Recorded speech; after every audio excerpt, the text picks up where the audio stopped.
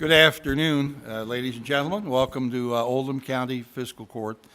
I'm Judge Executive David Vogel. Happy to have you here today on the 23rd day of January. First thing we do is say the Pledge of Allegiance, so I'd like to ask everybody who's able to please stand. I pledge allegiance to the flag of the United States of America and to the republic for which it stands, one nation under God, indivisible, with liberty and justice for all.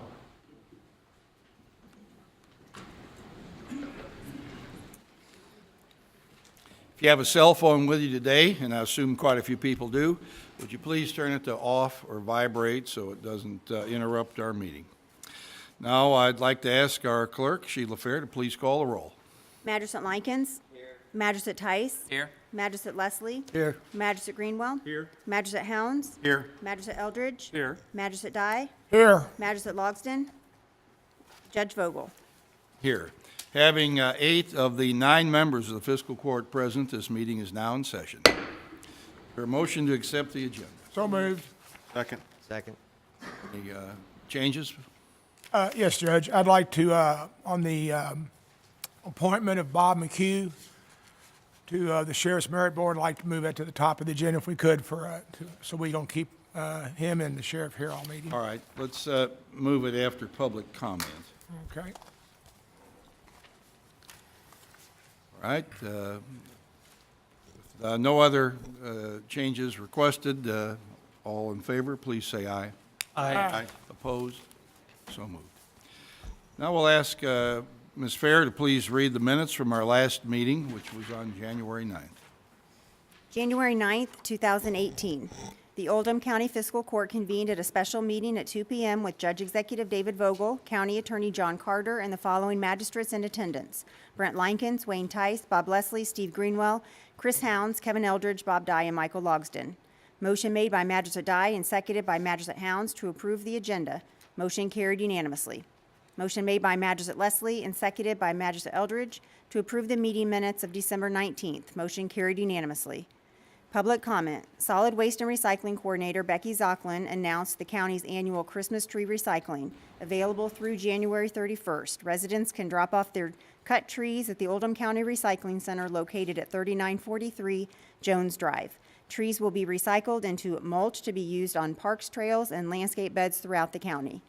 Director of Planning and Development Services Jim Urban announced a public information meeting to review proposed changes to the Oldham County Comprehensive Zoning Ordinance and Oldham County Subdivision Regulations, Saturday, January 13th at 9 a.m. in the fiscal courtroom. County Engineer Scott Harris presented information relating to the engineer's office, including a summary of engineering and stormwater services provided and the capital project updates. Payables. Motion made by Magistrate Logsdon and seconded by Magistrate Tice to approve the payables. Motion carried unanimously. First reading, zoning map amendment for 2701 Cedar Point Road. Senior Planner Brooke Vieman presented for the first reading proposed ordinance number KOC 17920-438 relating to a change in the Oldham County zoning map rezoning a 32.7 acre tract located at 2701 Cedar Point Road in LaGrange from the existing R2 residential zoning classification to R2A residential zoning classification. The second reading public hearing will be January 23rd. Board appointments. Oldham County Extension District Board. Motion made by Magistrate Eldridge and seconded by Magistrate Greenwell to reappoint Joyce McKinney and Nancy Dahlgren to the Oldham County Extension District Board with terms to expire December 31st, 2020. Motion carried 8-1. Magistrate Leslie voted no. Public comment, none. Announcements. Magistrate Logsdon announced the snow ice storm anticipated this weekend could cause hazardous road conditions. Drive with extra caution. Fiscal court members stated the road department did a great job in response to the recent snow ice conditions. Magistrate Eldridge asked the community to be responsible and considerate when disposing of garbage. Do not dump or dispose of items improperly. Magistrate Hounds announced today is National Law Enforcement Day and thanked officers for their service. Magistrate Greenwell commended the road department for its proactive efforts by trying a new road treatment process during this last storm.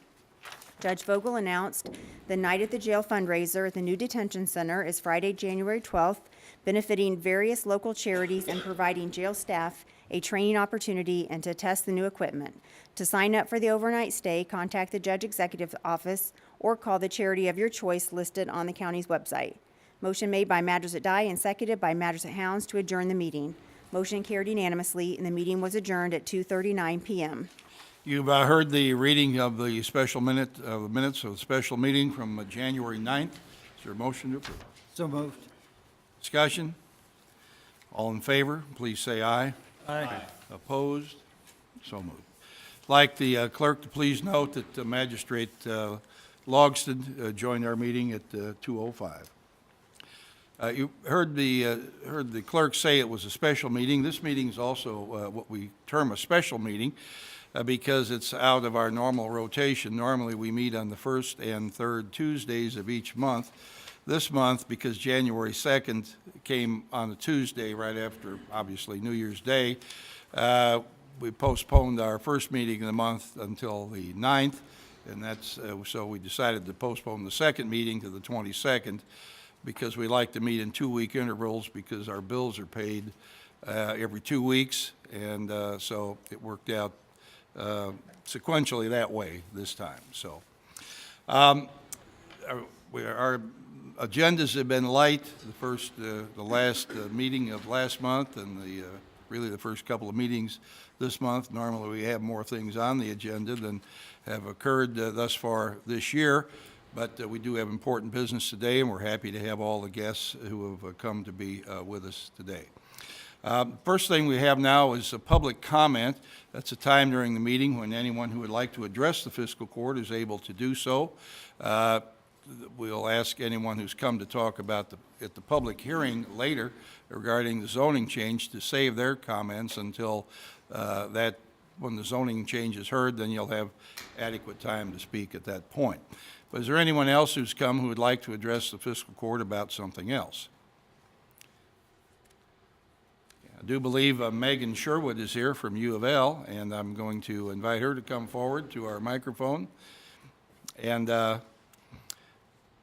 she, I believe, is here to ask the court and the public to participate in a survey. Just stand on the other side of that podium, and you actually face us, but Thank you. please speak loudly because our acoustics aren't as great in here as we'd like without getting feedback, so the microphone's at a certain level, so try to project. Thank you. Thank you. Hello, Judge Vogel and magistrates. My name is Megan Sherwood, and I'm representing the Institute for Sustainable Health and Optimal Aging at U of L and KIPTA, Kentuckiana's Regional Planning and Development Agency. And we are currently conducting a community needs assessment on behalf of KIPTA, which is intended to help KIPTA identify service gaps in the area and determine where those services that KIPTA provides can be improved. And it is also an opportunity for the community to give feedback on those services as well. And so we are looking to promote a survey on behalf of that needs assessment, which is currently available until February 1st. And that survey, we are inviting older adults, caregivers, persons with disabilities, as well as providers who serve the areas of Bullitt, Henry, Oldham, Shelby, Spencer, Trimble, and Jefferson counties. So this covers all of KIPTA's 7-member regions, but we're obviously here focusing on Oldham County today. And in order to fully represent Oldham County in this assessment, we need 384 responses from Oldham County alone. And this is where we could particularly use your help in promoting this survey. And one way you can do that is by taking the survey yourselves and by also promoting that survey to other county employees and residents of Oldham County as well. And this is an opportunity, again, to give valuable feedback. In the past, we have often been underrepresented in Oldham County, and we really want to change that with this particular assessment. And that survey is available online. That link is www.optimalaginginstitute.org/KIPTA, which I have a flyer as well, which I can pass out and remind you of that link if you are interested in that. And we also have paper copies available for the survey if that is something you're also interested in completing. And I also want to bring your attention to several public forums that we will be holding at the end of February and beginning of March. So we will be having one in Oldham County And as soon as that date is established, I will be distributing that information to you. But essentially, this is an opportunity for community leaders and members to discuss the results of the survey and move forward alongside with KIPTA and local government agencies to see how we can make those changes that were addressed in the survey. So thank you for your time, and if you have any questions, I'll be available after the meeting as well. So. Would you want to repeat the website, please? Yes, it's www.optimalaginginstitute.org/KIPTA. optimalaginginstitute.org/KIPTA. Yes. Right. We'd urge everyone within the sound of my voice to take this survey, help identify the needs in the community that may not be met at the present time. And I serve on the KIPTA Area Board of Directors, as do other county judges in this region and mayors. And we're all very interested in identifying service gaps. So please help us and participate as far as the Oldham County portion of the survey. Anybody have anything else they'd like to ask, Megan? All right, thank you very much for Thank being you. with us. Appreciate it. Is there anyone else who would like to address the fiscal court here? Right, seeing no one, I'm going to close public comment and go on to the first item on the agenda is one that we moved up. We have an appointment here today to the Sheriff's Merit Board. Both the police department and the sheriff's department, their agency, have what are referred to as merit boards, made up of members in the community. These individuals help adjudicate issues that may arise between the sheriff and deputies, or the chief of police and members of the police department. They're appointed by the county judge, and they serve 3- and 4-year terms to help keep our law enforcement agencies here at the peak level of performance, and not to allow personal bias of any type interfere with the fair adjudication and application of our laws in the community. So I'd like to ask Bob McHugh and the sheriff now to come forward, and I'm going to swear Mr. McHugh in reappoint him as a board member, given the approval of the fiscal court. So is there a motion to reappoint Mr. McHugh? I'll make that motion, Judge. Me and Mr. McHugh will go way back. Moved and seconded, all right. All in favor, please say aye. Aye. Opposed? So moved, all right. Judge, thank you. I appreciate everything you said. There's nothing else I can say or how to explain it, so I would like for you, if you don't mind, at this time, swear the oath of office to Mr. McHugh to serve another term on the Oldham County Sheriff's Merit Board. This will be his 4th time being sworn in, so he's done us a great job, and we'd like to continue keeping him on as well. So Mr. if you would. McHugh lives in District 1 in Orchard Grass. Yes, sir. I will let you go ahead and administer the oath if you would, please. Raise your right hand, please. Bob, do you solemnly swear to support the Constitution of the United States and the Constitution of this Commonwealth, and be faithful and true to the Commonwealth of Kentucky so long as you remain a citizen thereof, and that you will faithfully execute to the best of your ability the office of a Sheriff's Board Member, Merit Board Member according to law, and you further solemnly swear that since the adoption of the present Constitution, you being a citizen of this state have not fought a duel with deadly weapons within this state nor out of it, nor have you accepted a challenge to fight a duel with deadly weapons, nor aided or assisted anyone thus offending. And so help you God. I do. All right, congratulations. Thank you very much. Thank you, Judge. Thank you. Members, we appreciate it. Congrats. Welcome back.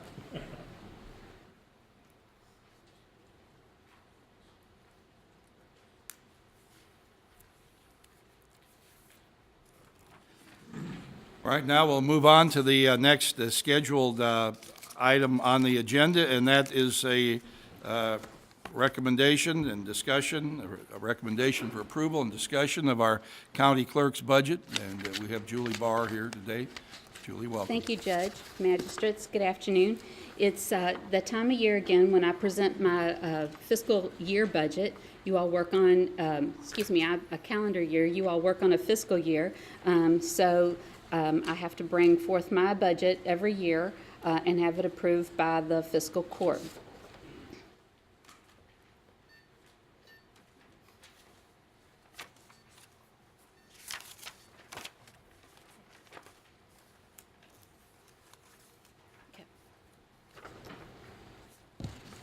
Our office, of course, is a fee-based office, so all the income in the office is through the fees that our office collect through motor vehicles, recordings, delinquent taxes, of course, filings. And then we have statutory obligations to distribute to taxing districts across the county, health department, fire department, general fund for the state, to the county, and so on and so forth. And so part of my budget is I bring line items of expenses that are statutory, but also expenses that I project that we will actually use in our office. Couple things that I'd like to go over. There's a few items that are noticeably different this year. On the first page, under 202 and 203, I'm sure everybody has heard a little something about the pension situation in the state, and our portion of that is going from 155. That's 155,000 to 196,000.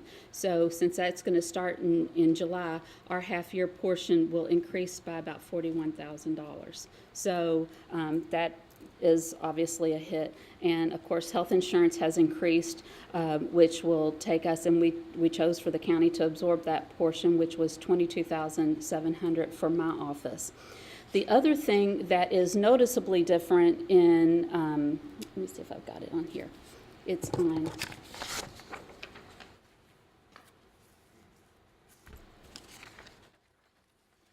it's line item 909, is the delinquent tax collections. Kentucky law changed in 2009 where tax sales were held in the sheriff's office, and they changed the whole structure of delinquent tax bills, and that's on property tax. And it was really designed to increase fees in the county to the sheriffs, the county attorney, and the clerk. And what they felt like would happen with that law is the upload to the increase of fees to the three county agencies would be pretty significant at the front. But over time, it would encourage people to pay their property tax bills or have them protected with a payment plan through the county attorney. And it's done exactly what that law was constructed to do. So every year, pretty much for about the last 5 years, we have seen a steady decline in tax bills that we sell. And we anticipate that based on what we have seen historically, that we will probably only sell about $500,000 in tax bill. For example, when I first started doing my tax sale in 2009, our tax sale would last 2.5, 3 hours.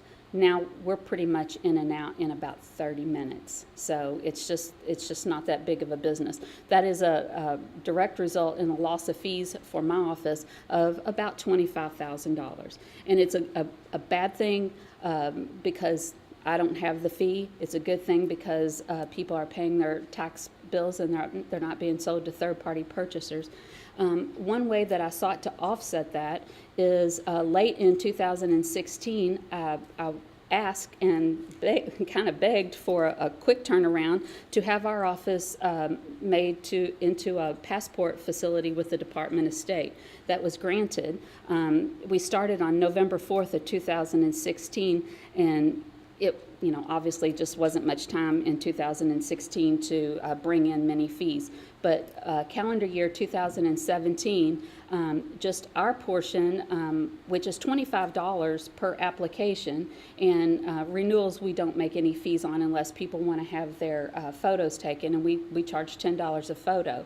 So from January 1 to the last day of December, our office took in $46,000 for passport fees. When you start looking at $25 for the application fee and $10 a picture, that's a lot of passport fees. So try and offset that. I want to go back and discuss something that I'm asking for this year. On line item 502. because of a couple things. I have 6 passport agents in my office.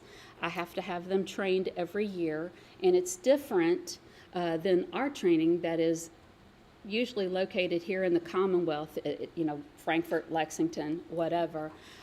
This training, since it is a federal training, is anywhere in the southeast quadrant of the United States, and I have to send my employees to that. I have asked, and that's one aspect, but I've asked for a vehicle for my office. I've looked at the contract price and looking for something just, decent transportation, and I happen to be a Ford person, and that was actually something that was on the state contract. Ford Escape, of the price is right around $21,000. So with 3 offices, have our trainings that we have to attend, we have to make statutory runs to the post office every day at 3 o'clock, and I have to make several runs to the bank on a daily basis. I thought that would be a reasonable expense, especially since we're trying to expand the passport operations in the office, plus the 3 offices that are in Oldham County, and transporting sometimes of license plates to and from the other branches. So that really is the one item.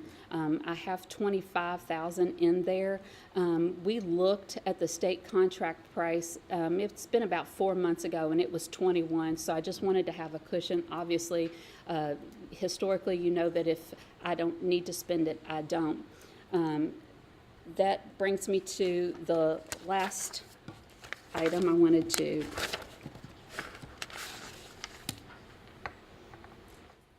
We look at historically over the years at the excess fees that my office has returned, and sometimes you hear, well, it's just statutory, money in, money out. That's not actually always true, because I have line items, and if I don't need to spend the money, I don't.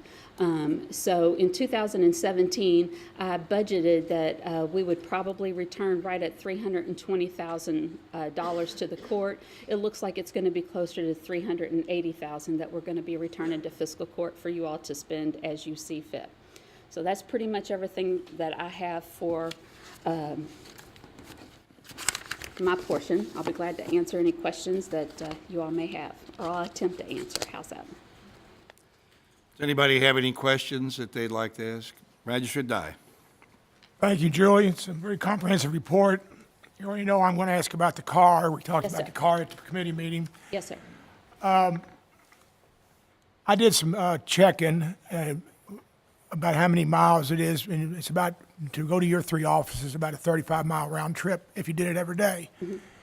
And I did some of the costing of it, and as you said earlier about the passport money, you really, in 16, you really couldn't get a handle on what it was and wasn't, but 17 you have, and you said you brought in about 45,000. It was actually over 46,000. Okay, 46,000. I've already stated, it's a well-known fact that I don't really, I have a hard time with take-home cars. So this would be a take-home car, it would be an office car to stay here. Well, I would expect that I would take it home, but if you're wanting to know if I would do my weekly shopping or That wasn't my no, question. That's not. Yes, I would drive it home every day. Okay. And of course, you'd be charged for those miles that you would use it for any personal use. Yes, but I think from to the office to home is covered under that. Okay. I guess my question is, if you want an expenditure of 21, you said you bumped it up to 25, and we got insurance, and we got fuel and maintenance and stuff like that. Actually, it's not my intention for the county to pay for the fuel. I've always paid for my fuel, and rarely have ever taken a reimbursement for my fuel. It's actually more about the mileage, wear and tear, and the fact that it's my personal vehicle that I'm paying the insurance for, and I think it's more of a liability, but it is not my intention, and my husband and I had a pretty frank discussion about it. It's never been my intention to be reimbursed for gas. That's That's just a given. It's more wear and tear on my car. It's more wear and tear on my employee's car. And, of course, the county would, I would have to reimburse the county for my portion of what that premium on insurance would be through CAECO, which I think we kind of hammered out was not going to be that significant. All right, well, then it's changed a little bit for me. So in other words, you want the vehicle, but you're willing to pay for the insurance and the gas? Is that what I'm hearing you say? No, that's not what Okay. I'm saying. My office would pay for the portion of the insurance that it would obviously generate. I think we were discussing in, and I don't have that figure, and I don't know that Melissa had that figure, but it was indicated it was not that big of a much for insurance per car. Okay, and so anyway, but it's never been my intention to ask this county to pay for 1 penny of my gasoline. Okay. Well, I have a hard time with take-home cars. We already have a lot of vehicles in the fleet. Sir, we do, but that is not my deal, and that was all budgets that you all approved. That has nothing to do with my budget, what I'm asking for. That is an issue that, in my opinion, would be between you and any other elected official that that is not my deal. Right, correct. And I agree with you. But this car would be our car, wouldn't be a clerk's car. So that would be part of what I would consider to be our pool.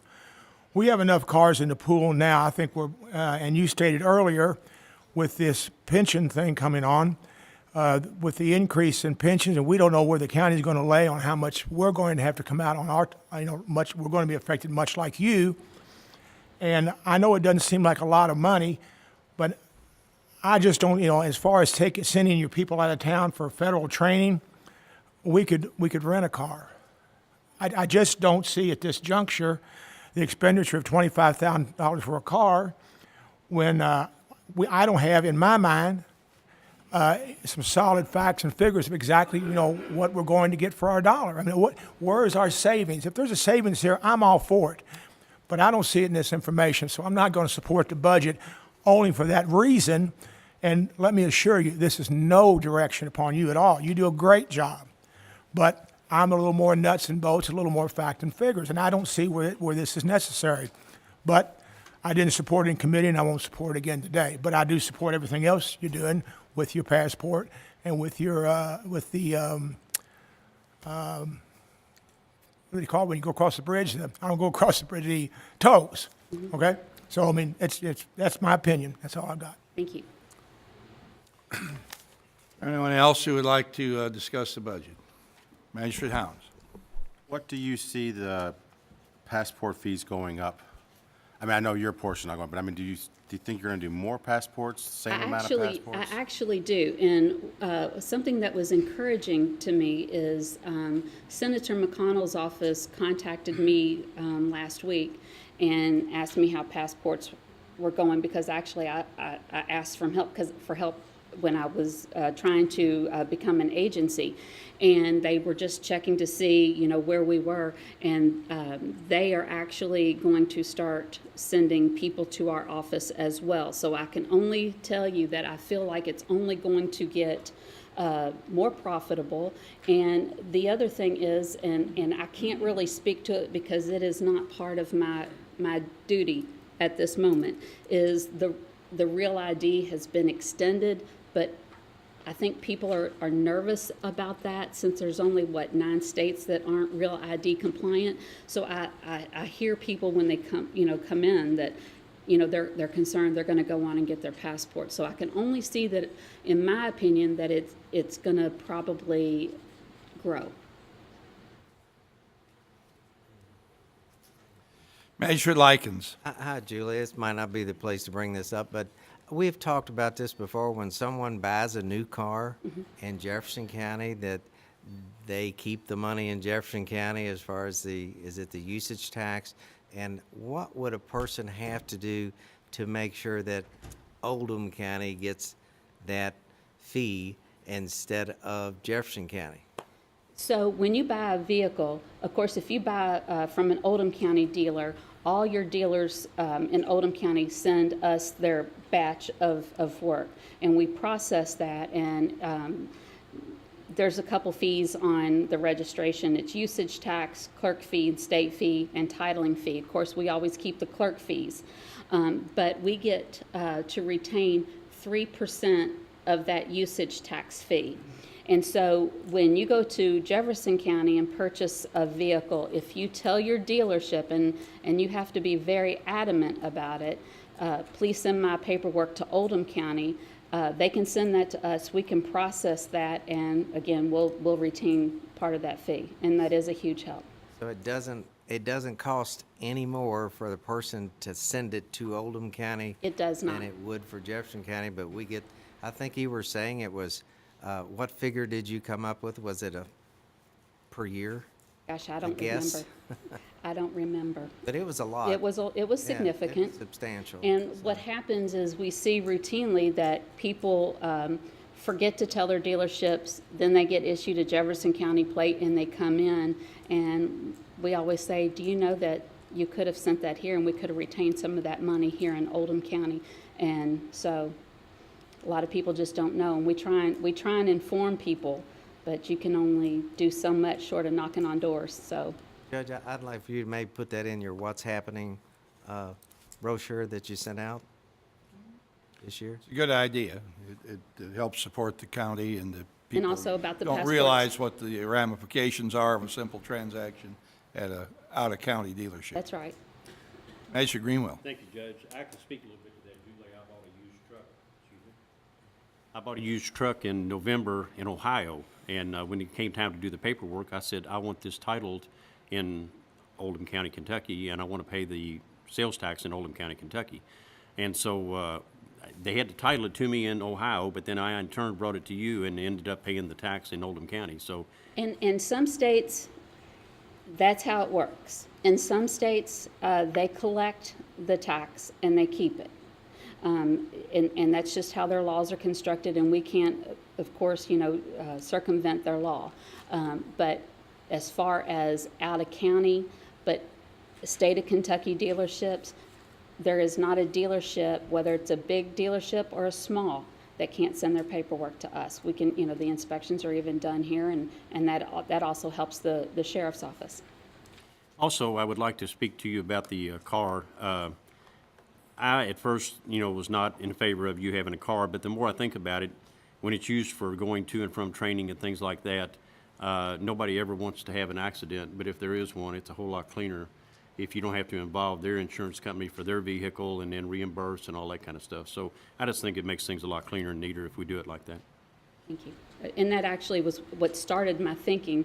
And don't ask me what county, but a clerk traveling did have an accident with one of her deputies, and it was in her personal vehicle, and it was a mess. And that's what made me start thinking about it.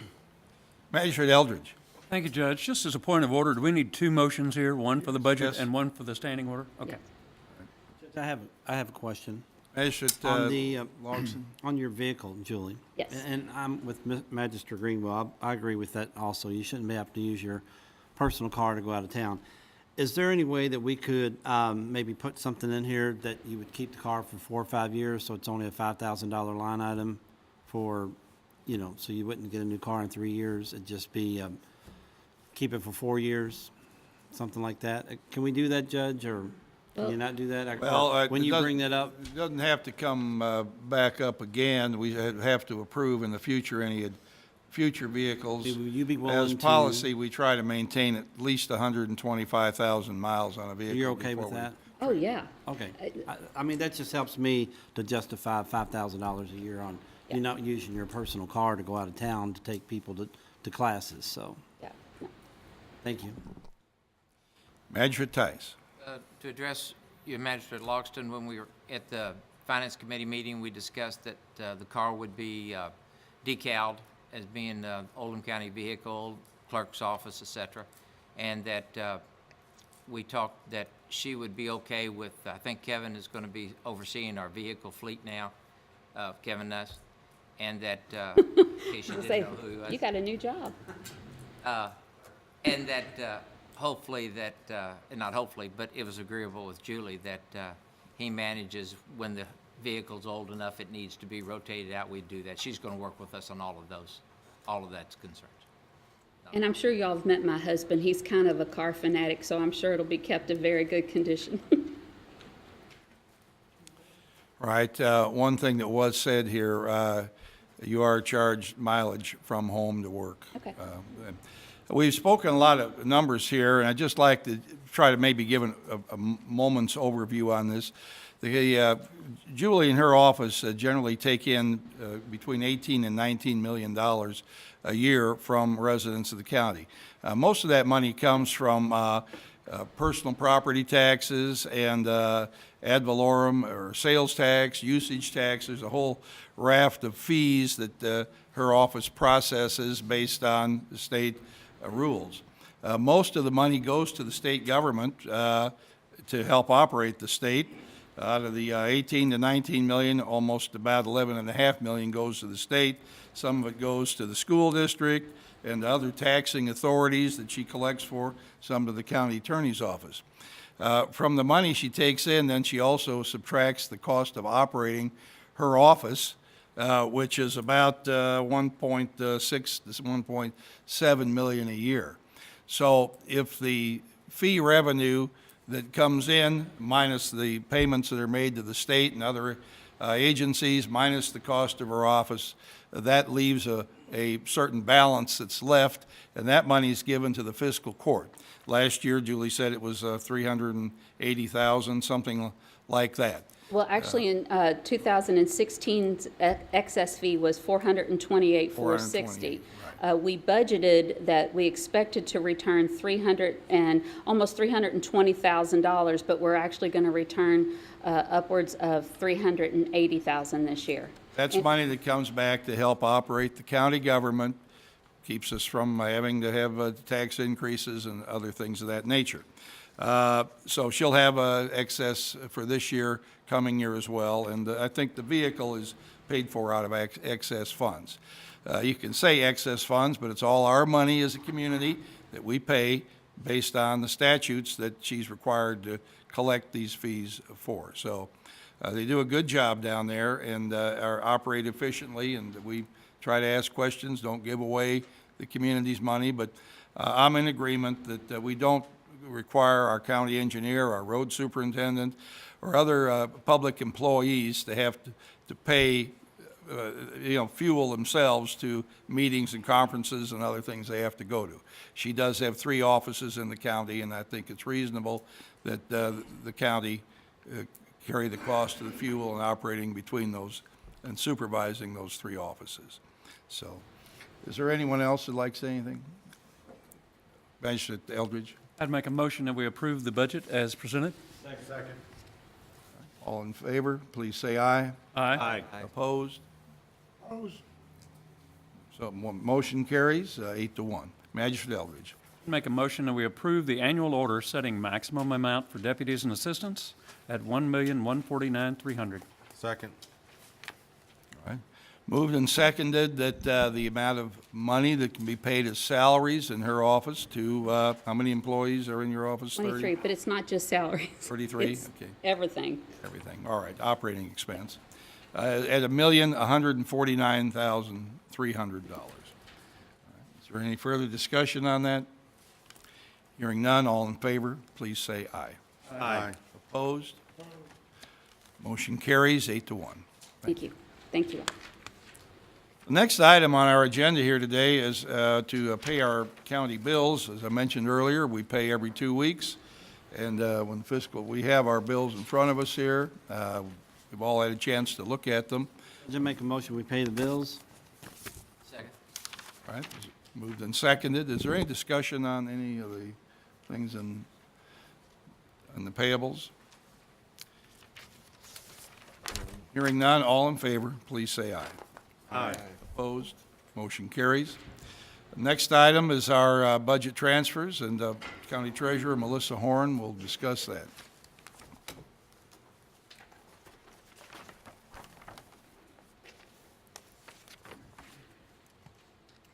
For the quarter ended December 31st, I'm asking for, I believe it is 6 line item transfers. As you're aware, we are not to spend money in excess of our budget. Occasionally that happens in certain line items, and these transfers cover the overspend from one line by a transfer from a line that is underspent. The total amount for the quarter is $9,542.27. So moved. So moved. Moved and seconded, these line item transfers, $9,542.27 be approved. All in favor, please say aye. Aye. Opposed? So moved. Thank you. And the second item is the transfers between general fund and our other funds. DLG requires that fiscal court approve these transfers. Year to date, the general fund is contributing $457,636.13 to the jail and road and dispatch funds. Make that motion, Judge. Second. Moved and seconded that we approve transfers of $457,636.13 from the general fund to the jail, road, and dispatch accounts. All in favor, please say aye. Aye.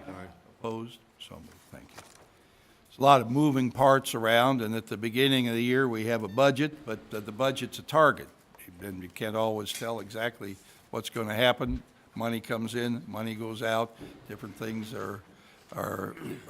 different funds arrive, sometimes different expenses occur. So it's periodically at home, we all have to adjust our budgets, and we do that here as well. It's time now for the second reading of a zoning map amendment. This amendment involves 2701 Cedar Point Road in LaGrange. And I'm going to ask this is going to be a public hearing, so those who are here in favor of the proposal are going to have an opportunity to speak. Those who are here in opposition will have an opportunity to speak, and each side will have an opportunity to rebut the other side before the fiscal court considers it and makes a decision. So we'll begin by asking our mother-to-be here, Brooke Veman, from Planning and Development, to introduce the request. Good afternoon, Judge and Magistrates. Brooke Beeman, Senior Planner with Oldham County Planning and Development Services. Could you transfer it to?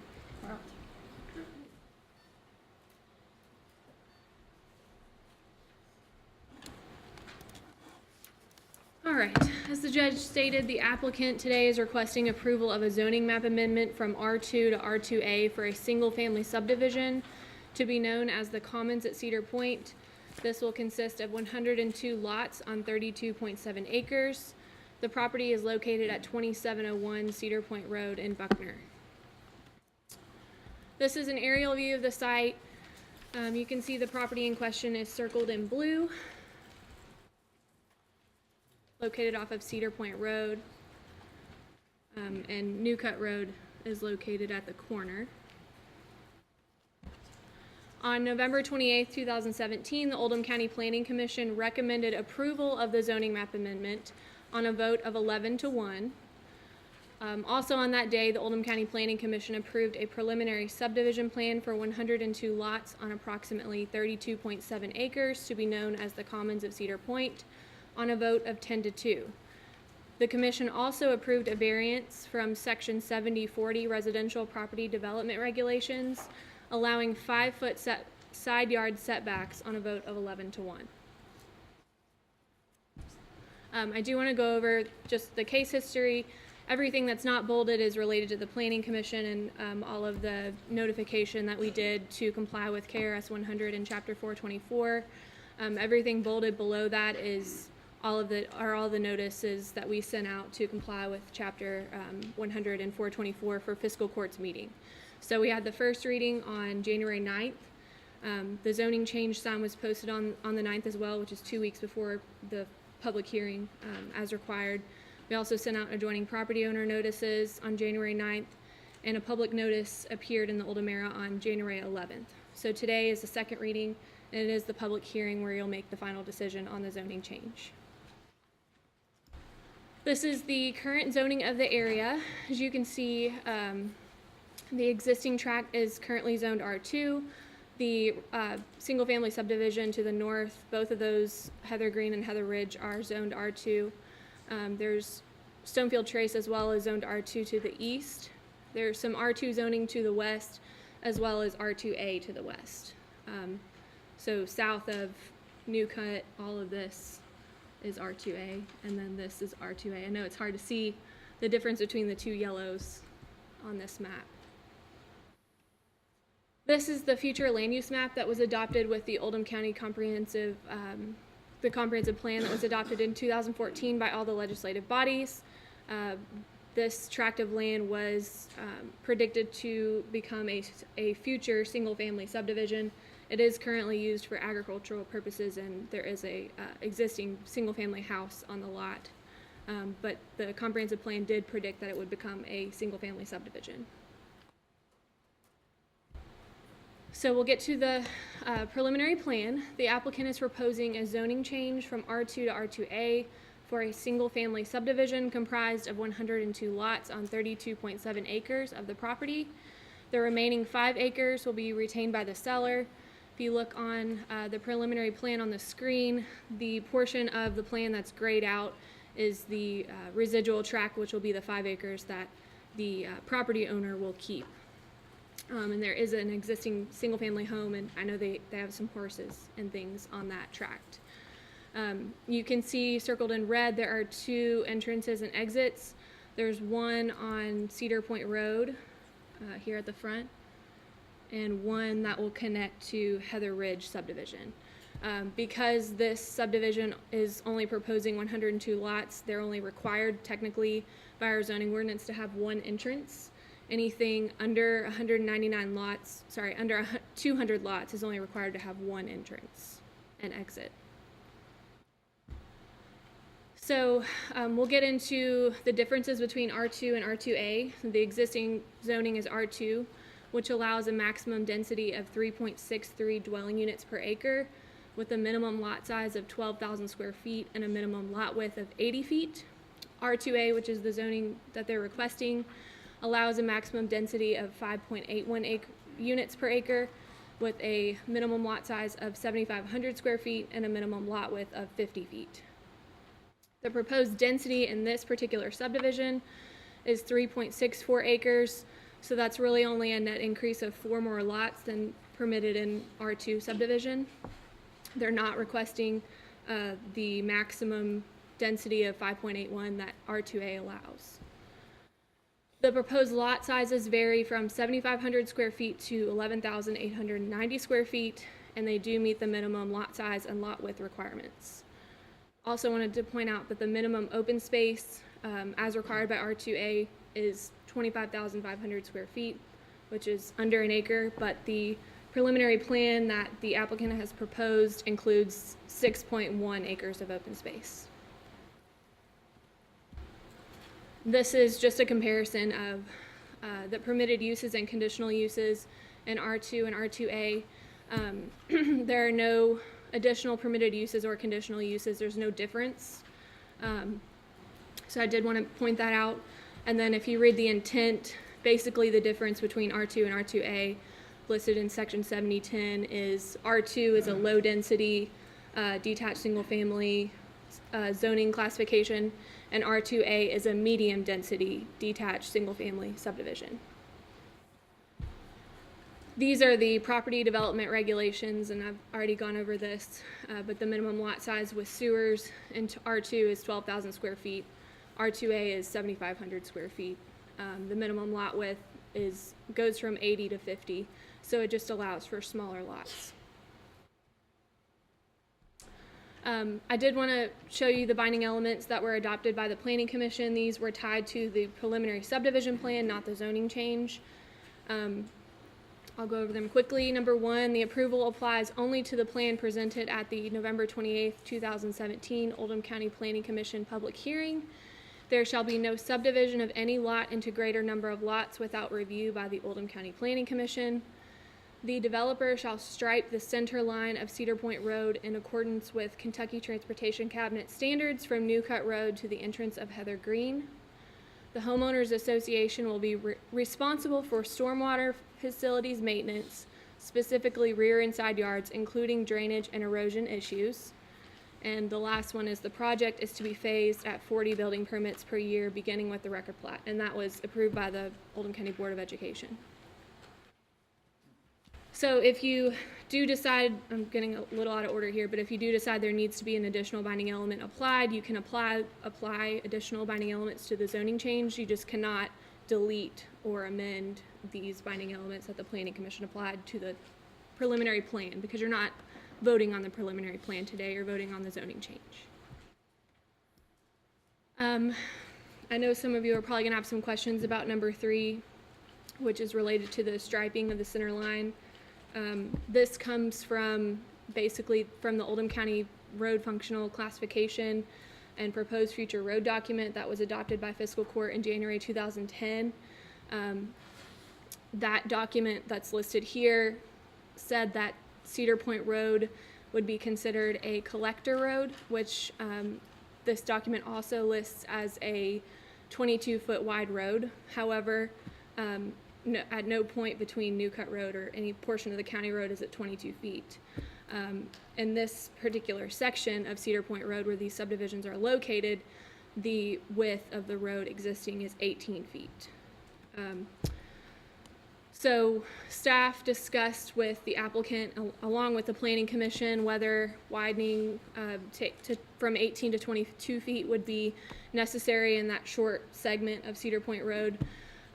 And the Planning Commission ultimately adopted the binding element that said Cedar Point Road should be striped according to Kentucky Transportation Cabinet standards from the entrance of Heather Green to New Cut Road instead of widening, because it was just such a small segment and there are no plans in the future to widen the entirety of the county portion of New Cut Road. So I'll show you some pictures, hopefully you get an idea of the character of the area. This is 2701 Cedar Point Road. This is the portion of the tract that the seller will retain. If you look in the bottom right-hand corner, there's an aerial map to give you an idea of where this is located in comparison to the rest of the area. This is the south view. I'm standing in that same driveway of 2701 Cedar Point Road, but it's looking south on Cedar Point towards Highway 146. New Cut is located right off of this, basically right across the street from that existing drive. This is New Cut Road, the intersection of New Cut and Cedar Point.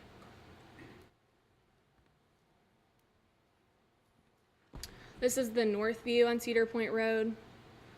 So again, I'm still standing in that driveway, right about that location, looking north towards the adjoining property owners to the west, and then the adjoining properties to the north, which would be Heather Green and Heather Ridge subdivisions. Just a zoomed in view of the properties across the street, the existing single-family homes, and those are circled in red on the aerial map.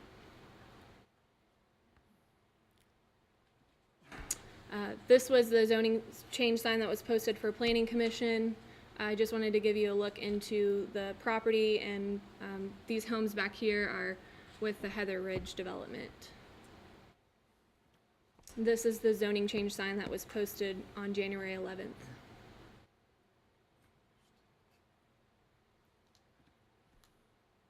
Again, this is just looking north on Cedar Point Road.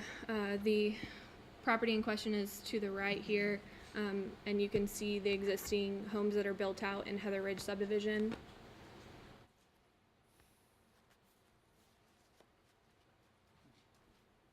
This is the entrance of Heather Ridge and Cedar Point Road.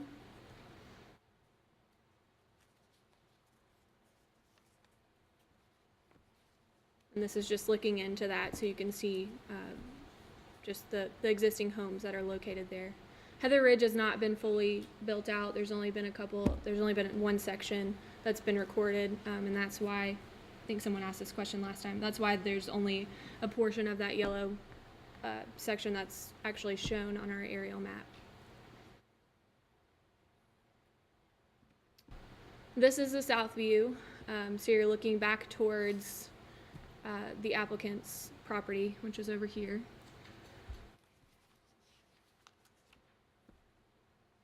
And this is the south view from Heather Green Boulevard. So Heather Green is just north of Heather Ridge, the development we were just looking at. And this is standing at that intersection looking south back towards the proposed development. So in summary, the applicant is requesting approval of a zoning map amendment from R2 to R2A on 32.7 acres at 2701 Cedar Point Road in Buckner. And just, I know you guys have seen this before, but I wanted to remind you where your findings come from. This comes from KRS 100-213. What's necessary to make the decision for a zoning change. So if you read that, the first one is either the zoning change is in agreement with the adopted comprehensive plan, or that the existing zoning classification given to the property is inappropriate and the proposed zoning is appropriate, or the last one is that there have been major changes of an economic, physical, or social nature within the area involved which were not anticipated in the adoption of the comprehensive plan and which have substantially altered the basic character of such area. And then this is the motions and findings. You have this in your packet. This should just help you make your decision whenever you, at the end of the public hearing. It's on the last page. This just gives you a guide of how to make your decision and how to word your motion. And that's all I have. I can answer any questions. Magistrate Tice?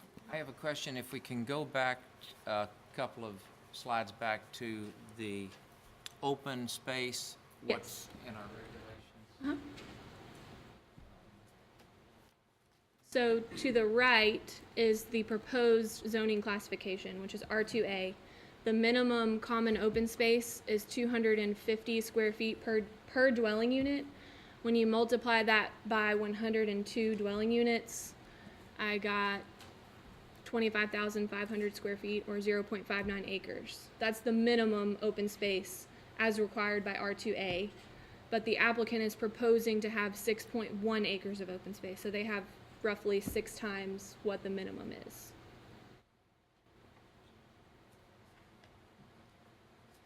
Okay. And that does include the 6 acres that's being set aside when you talk about the minimum, it meets the minimum, counting the 6 acres is included in that. Yes, it exceeds, I guess the point I was trying to make is it exceeds the minimum. The minimum as required by our zoning ordinance is 250 square feet of open space per dwelling unit. So in order to get that number, to get that area, you multiply 250 square feet by the number of lots that are proposed.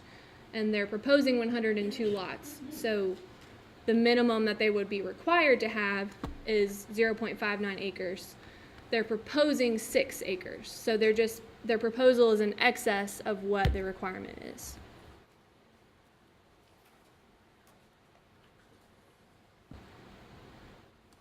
Yes, sir. I'm on the same track as Magistrate Tice. The 6 acres that you're showing here, I realize we're just voting on the zoning change, but the 6 acres on this, doesn't include this part where the existing homestead is, right? No. The residual tract is not calculated in the open space. If you look, it's basically everything that does not include a lot. So it's this section. There's some over This doesn't on here, here. doesn't look like 6 acres to me. Now, I do have one question. This is I've got to ask this question. Up here in the 2 corners on the right, that's got to be common area, correct? Yes, correct. That's going to be a difficult area to egress, especially if you're going to come down along the bottom, along the fence lines there. From a planning position, I say, why didn't you just include those into those lots?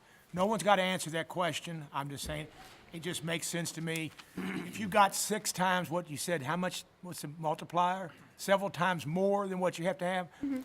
Why would you encumber yourself with those 2 little pieces of ground as a responsibility? That would be a good question for the applicant. I do know just from speaking with some of the neighbors in Stonefield Trace, which is this, the development that is to the, I guess it's the east of this, they specifically requested that they actually have an open space strip similar to this one.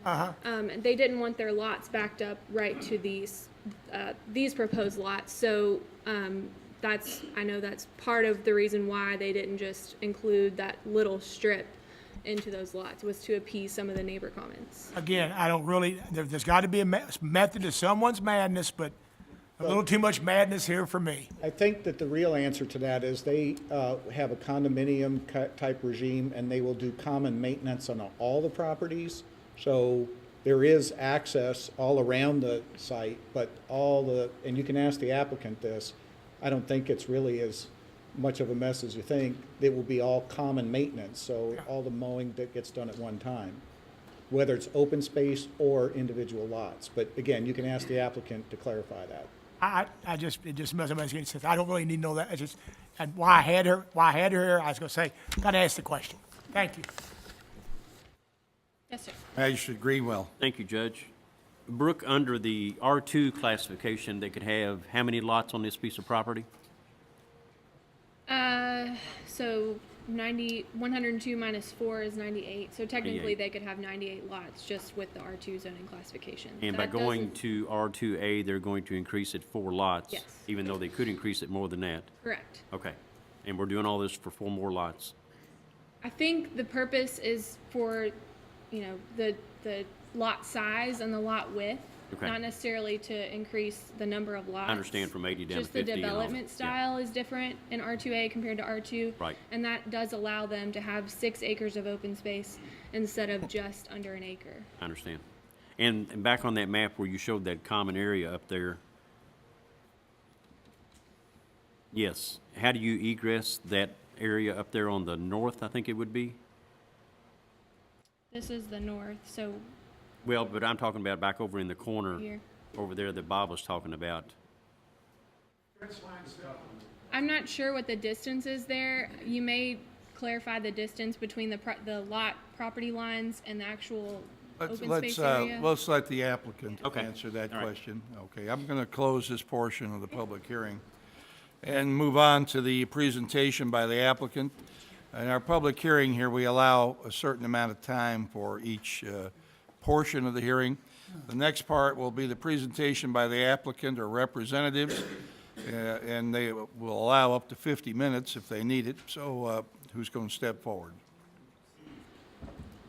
Please introduce yourself to everyone.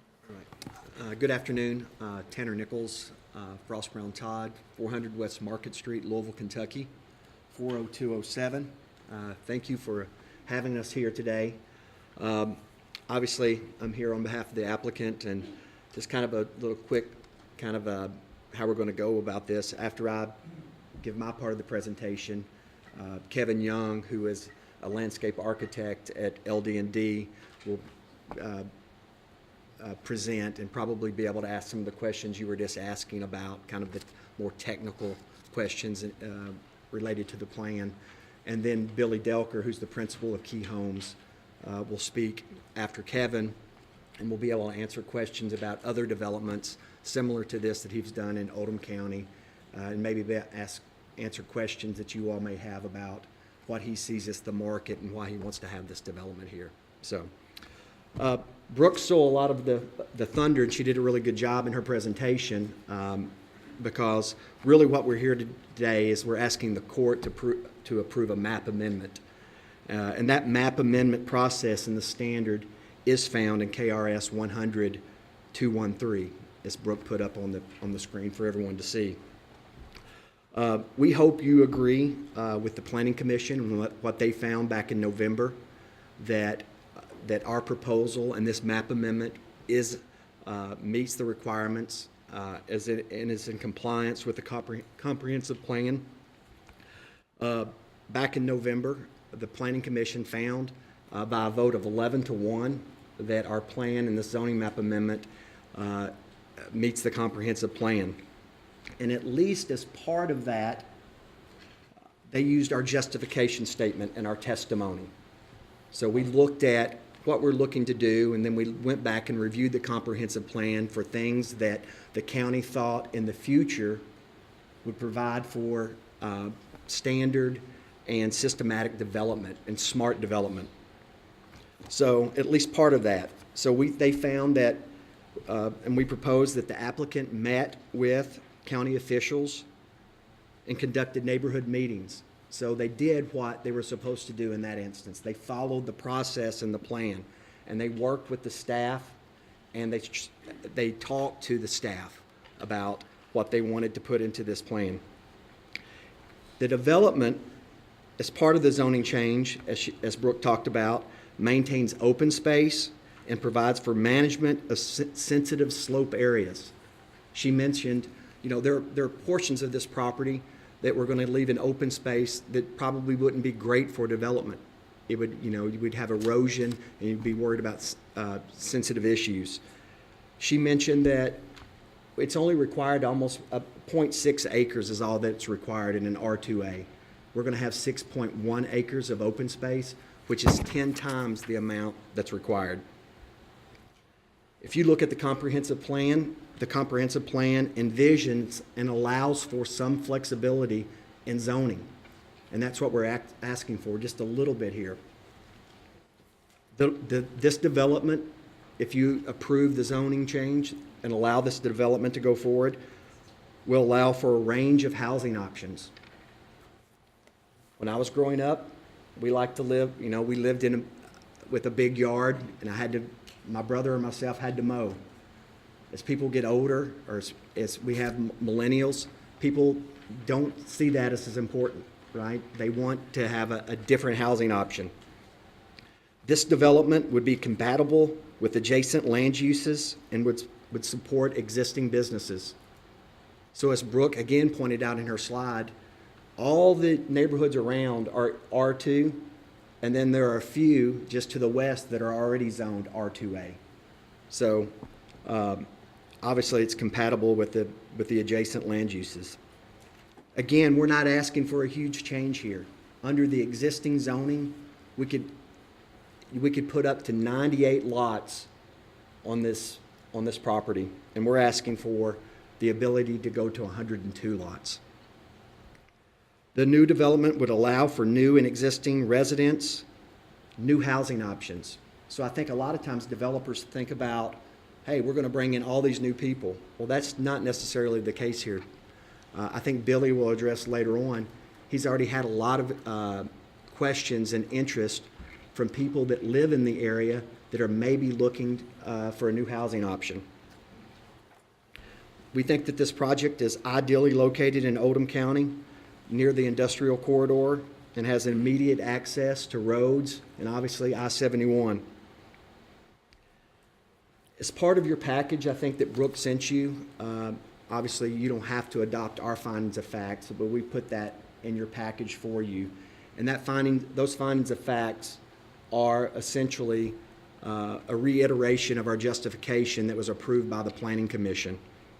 And so today we submit those findings of fact for the record, and we hope that the court agrees with the Planning Commission and that they can approve this request for the zoning change and find that it is in compliance with the comprehensive plan.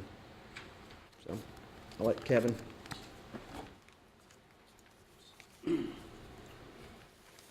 Well, Judge, Magistrates, my name is Kevin Young. I'm a principal with Land Design and Development. Our address is 503 Washburn, Louisville, 40222.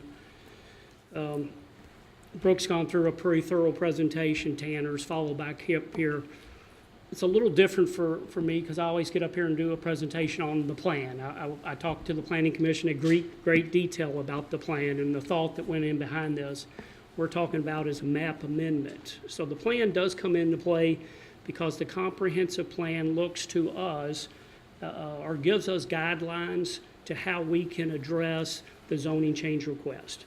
So just a little bit, and I won't belabor this because Brooke's gone through this, but Heather Green back in probably 2003 went through his 3 sections. And you're looking at Heather Green, Heather Ridge, and the subject property. At one time, that was all heather green. 2009 came about, development basically stopped, heather green was in place, the property sat for several years to follow. Recently, in the last few years, Heather Ridge has come on. We've now designed phase 1 of Heather Ridge. The construction plans for phase 2 is completed and it's in the review process. So they're moving along. Sales are going. Those are 12,000 or greater square foot lots. Those are R2 lots, the bigger the homes on the big lots that we're used to. But what Billy has found, and what we found a lot in this, not this community, but every community, is folks want a variety of housing styles.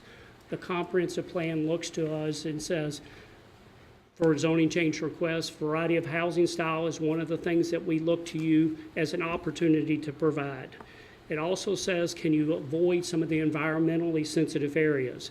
So we look to, and I'm a land planner, I look to this design as how can we go about this to avoid this. I just put this up here. Brooke had a blow up, but this is the Oldham County future land use map, and the X, which is small, right dead and right here, says future subdivision, single family subdivision. So what we're doing is a subdivision. This is all single family fee simple lots that we're proposing. The proposal is here. I've got, I think the next one is a blow up of it, harder to see as you get older, as I get older.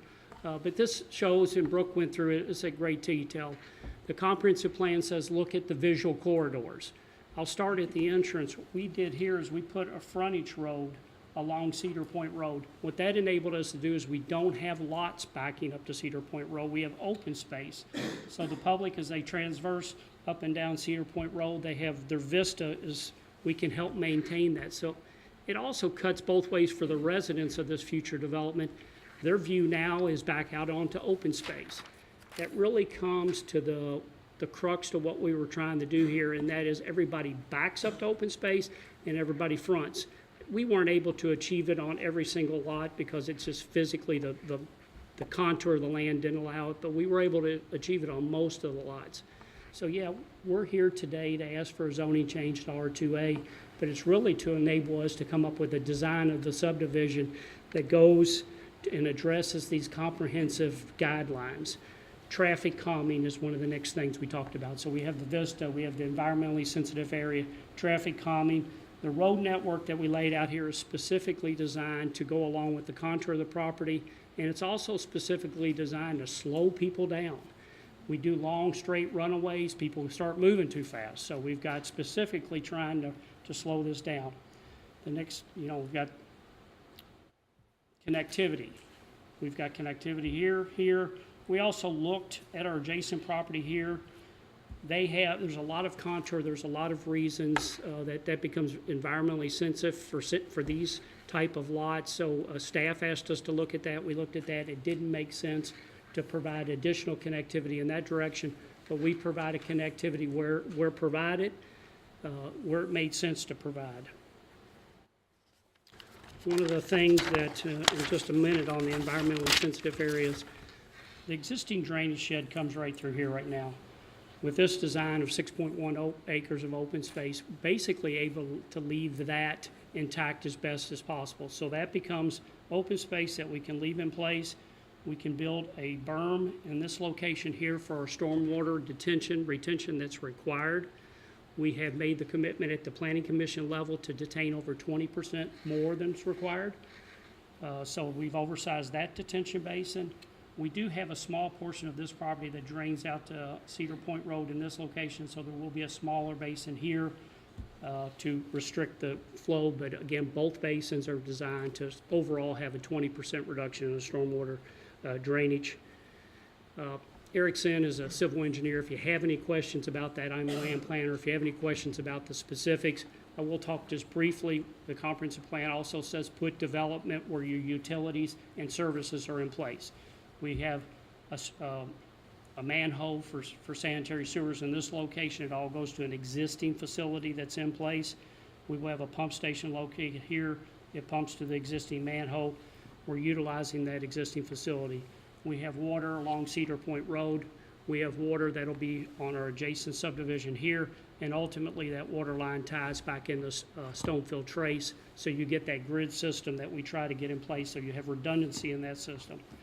electric and gas is provided on Cedar Point Road and will connect into the existing system. So again, as we go through this process, we go through a TRC review, which is Oldham County's Technical Review Committee. All the agencies look at this. We've got the school board, a capacity letter that's in the system. We've got the AT&T and the other utilities that looked at this. Traffic. We've asked Diane Zimmerman, was our traffic engineer. She's on vacation today. She's not available. But she submitted her traffic report for review to your county engineer and to Paula Wall, who is the county's reviewer for traffic. Both of those made comments. Diane went back and modified her study to address those comments, resubmitted, and that traffic study is in the file for your review.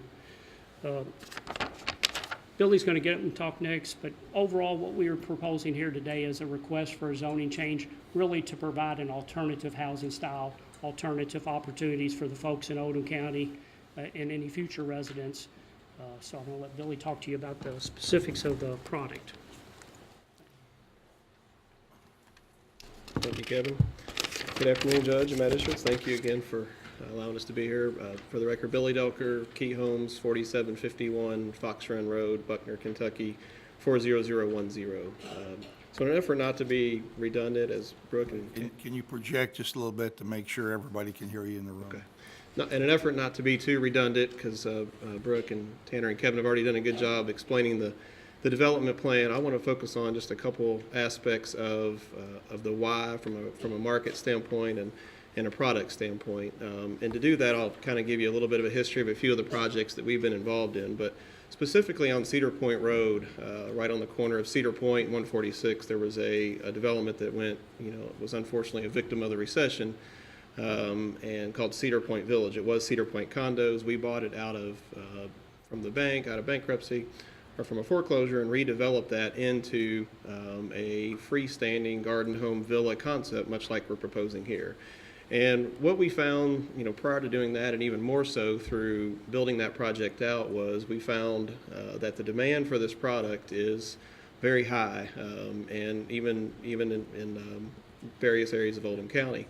One of those, I guess I'll call it a little bit even surprising thing that we found was this product is not just being built for the retiree, the empty nester, widower, that kind of thing. This product now has become something that's in demand for a lot of different segments of the consumer, of the buying population. So looking at that Cedar Point Village project as an example, we built 35 homes there and basically did that in a little over 2 years. We kind of broke it down into two categories, and about 40% of our buyers there were what we would classify as young professionals. So whether they were young singles, both male and females, young couples. In fact, our last sale that we just closed a couple weeks ago was a young couple moving off of a 1-acre lot, late 20s, and a 1-year-old child.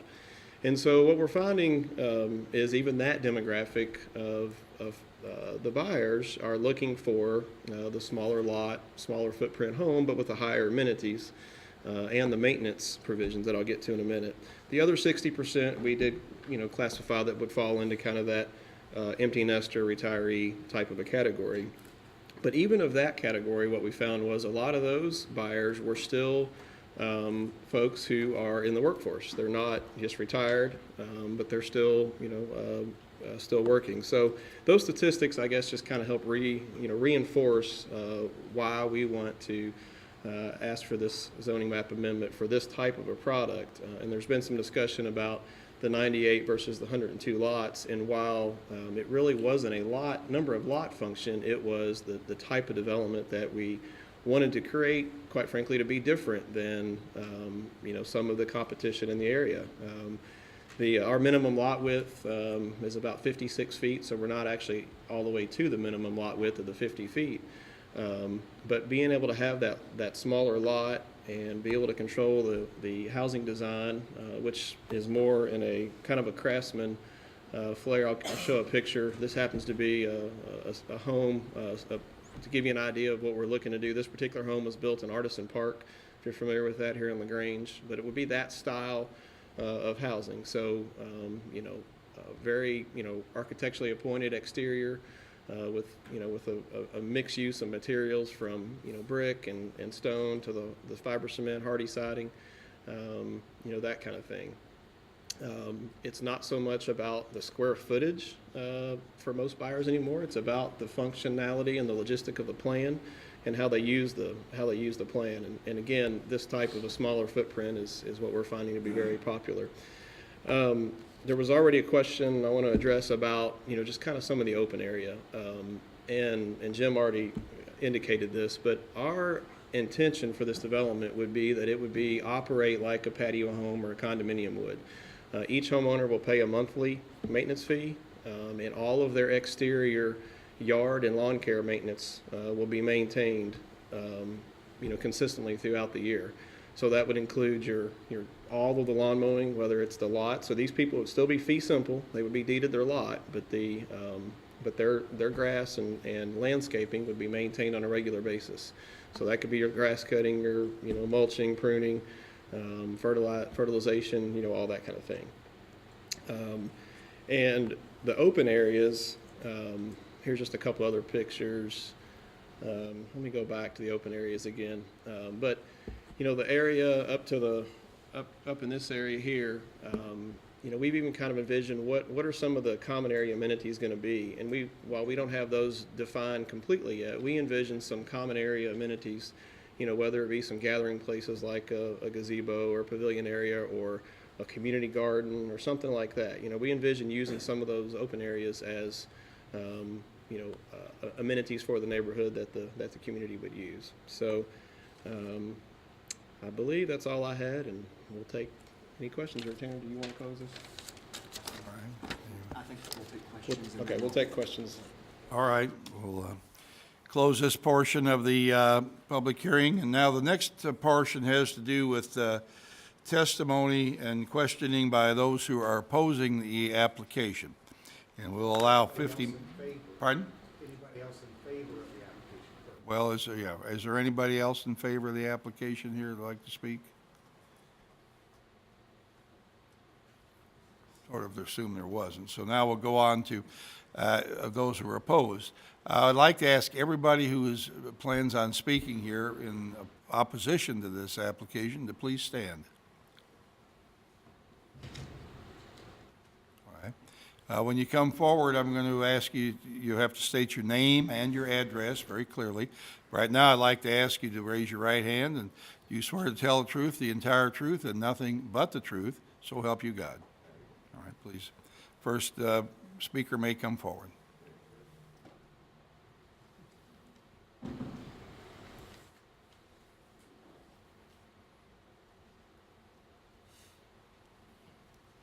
Judge, magistrates, my name is Martha Heminger. I live at 1400 Cedar Point Road, LaGrange, Kentucky, 40031.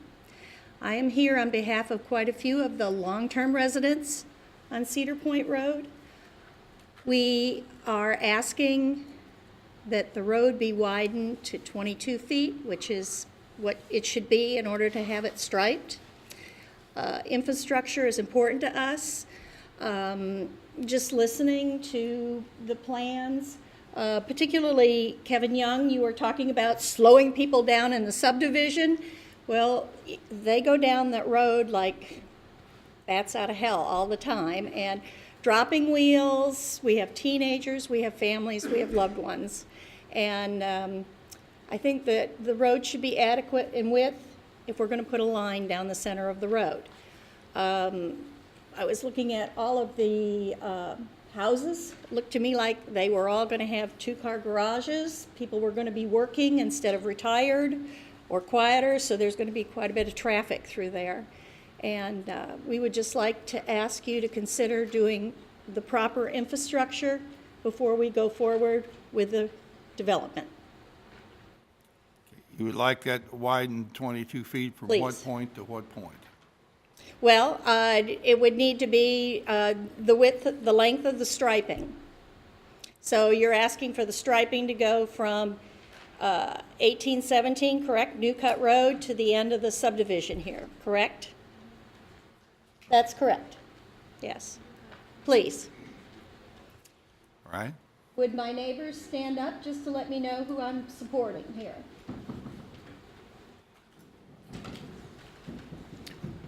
We're small, but we are respectfully asking you to take us into consideration our request. Any other questions I can answer?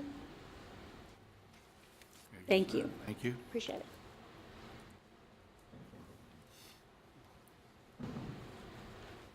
Good afternoon, Judge and Magistrates. My name is Ed Carden. I live at 4702 Chelsea Meadow Way, LaGrange, Kentucky. My home is directly adjacent to the Heather Ridge subdivision, and I will be able to see this subdivision out my kitchen window. So I have that concern. I also have the concern, just as a Oldham County citizen, and I do have some experience in that, as I grew up in a county very similar to Oldham County in Pennsylvania. And I've got to see that county from 1966 to today. And I can tell you that in 1966, it looked very similar to Oldham County, probably 10 or 15 years ago. And that today, it looks completely different. It has full of subdivisions, full of businesses. The mom and pop stuff is gone. The farmland is gone. We do have a number of old historic covered bridges that cause tremendous problems nowadays because the infrastructure was not built to circumvent those. I see this coming to Oldham County, and I would like to voice my concern and to you as stewards of the county to help to prevent this. I'm not being against growth in Oldham County.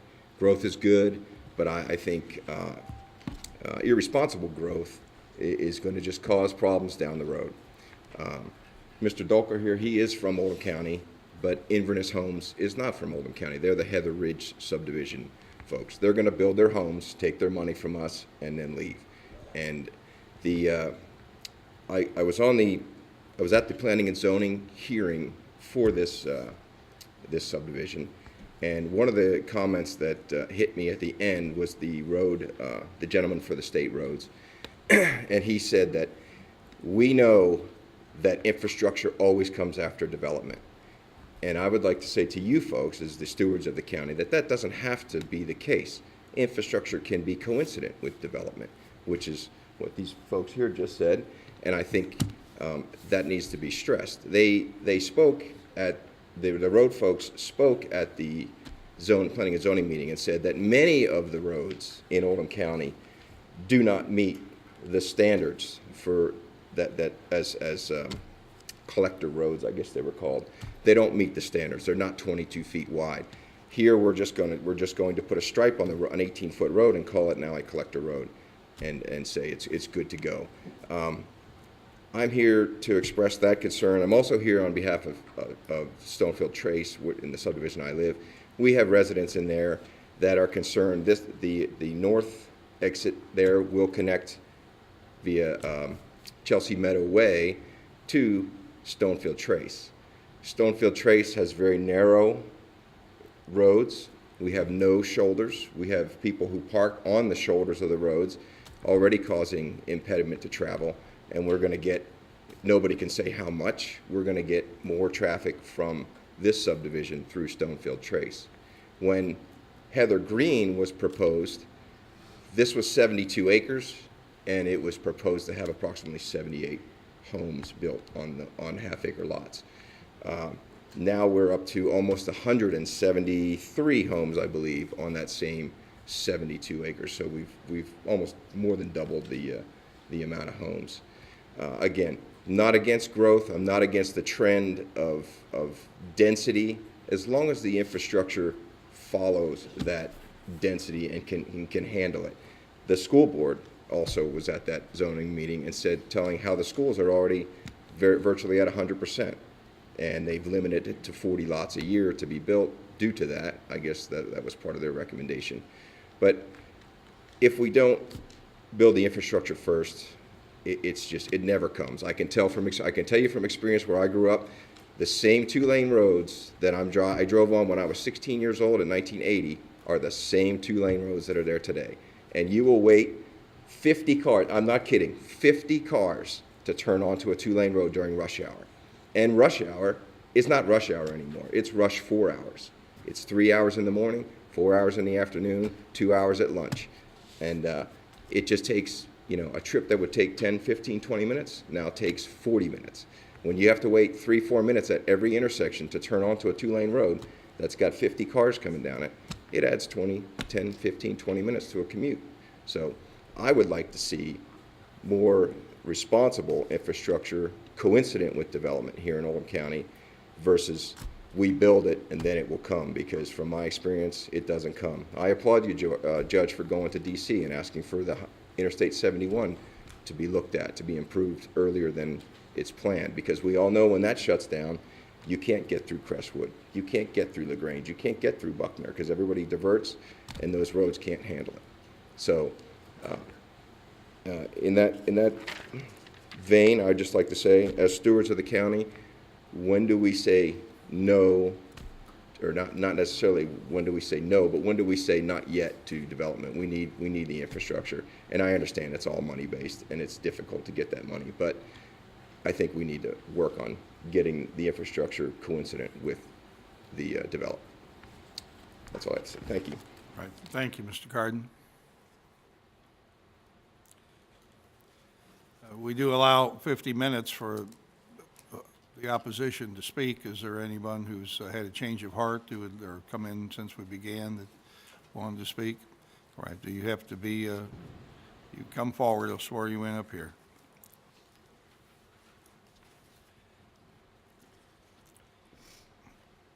You swear to tell the truth, the entire truth, and nothing but the truth, so help you God. I do. Please give us your name and address. My name is Mary Harding. I live I at ask you to speak just a little louder. Mary Harding. I live at 2709 Cedar Point Road, and I completely abut your new properties.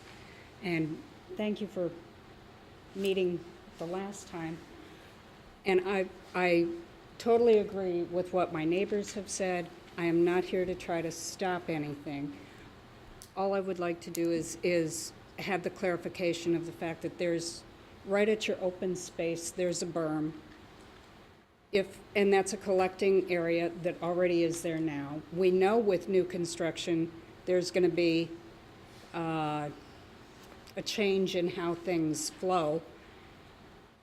If that breaches the berm, what are my recourses? What's at the bottom of this to divide my tree line from your properties? Is that fenced, or is that just going to be open territory for 4 and 5 and 10-year-olds to come climb my trees? I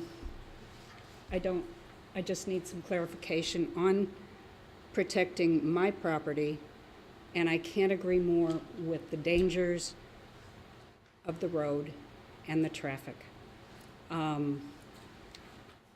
Yes, the road needs to be widened to where it's striped, to the 22.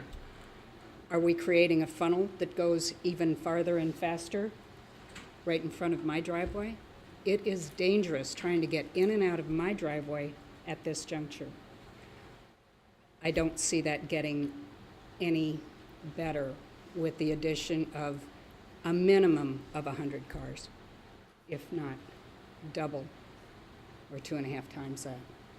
So I realize we're talking state roads as opposed to county roads and all those kind of things, but I really, really appreciate you giving me the opportunity to speak and just hearing my concerns.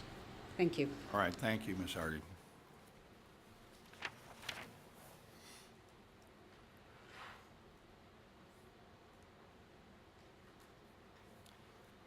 All right, seeing that no one else wants to speak in opposition at this point, we'll move on. The next portion of the hearing is a rebuttal of what may have been said by the opposition and the cross-examination by the applicant. Would you like to respond to any of the comments that were made? Thank you, Judge. I'll try to go through them one, and some obviously were more comments than opinion, right, to rebut opinion. But Ms. Heminger, I think, was the first speaker, talked about she's wanting 22 feet for that portion. And then I think one of her statements was that it's got to be 22 feet to stripe. In the testimony before the Planning Commission, the traffic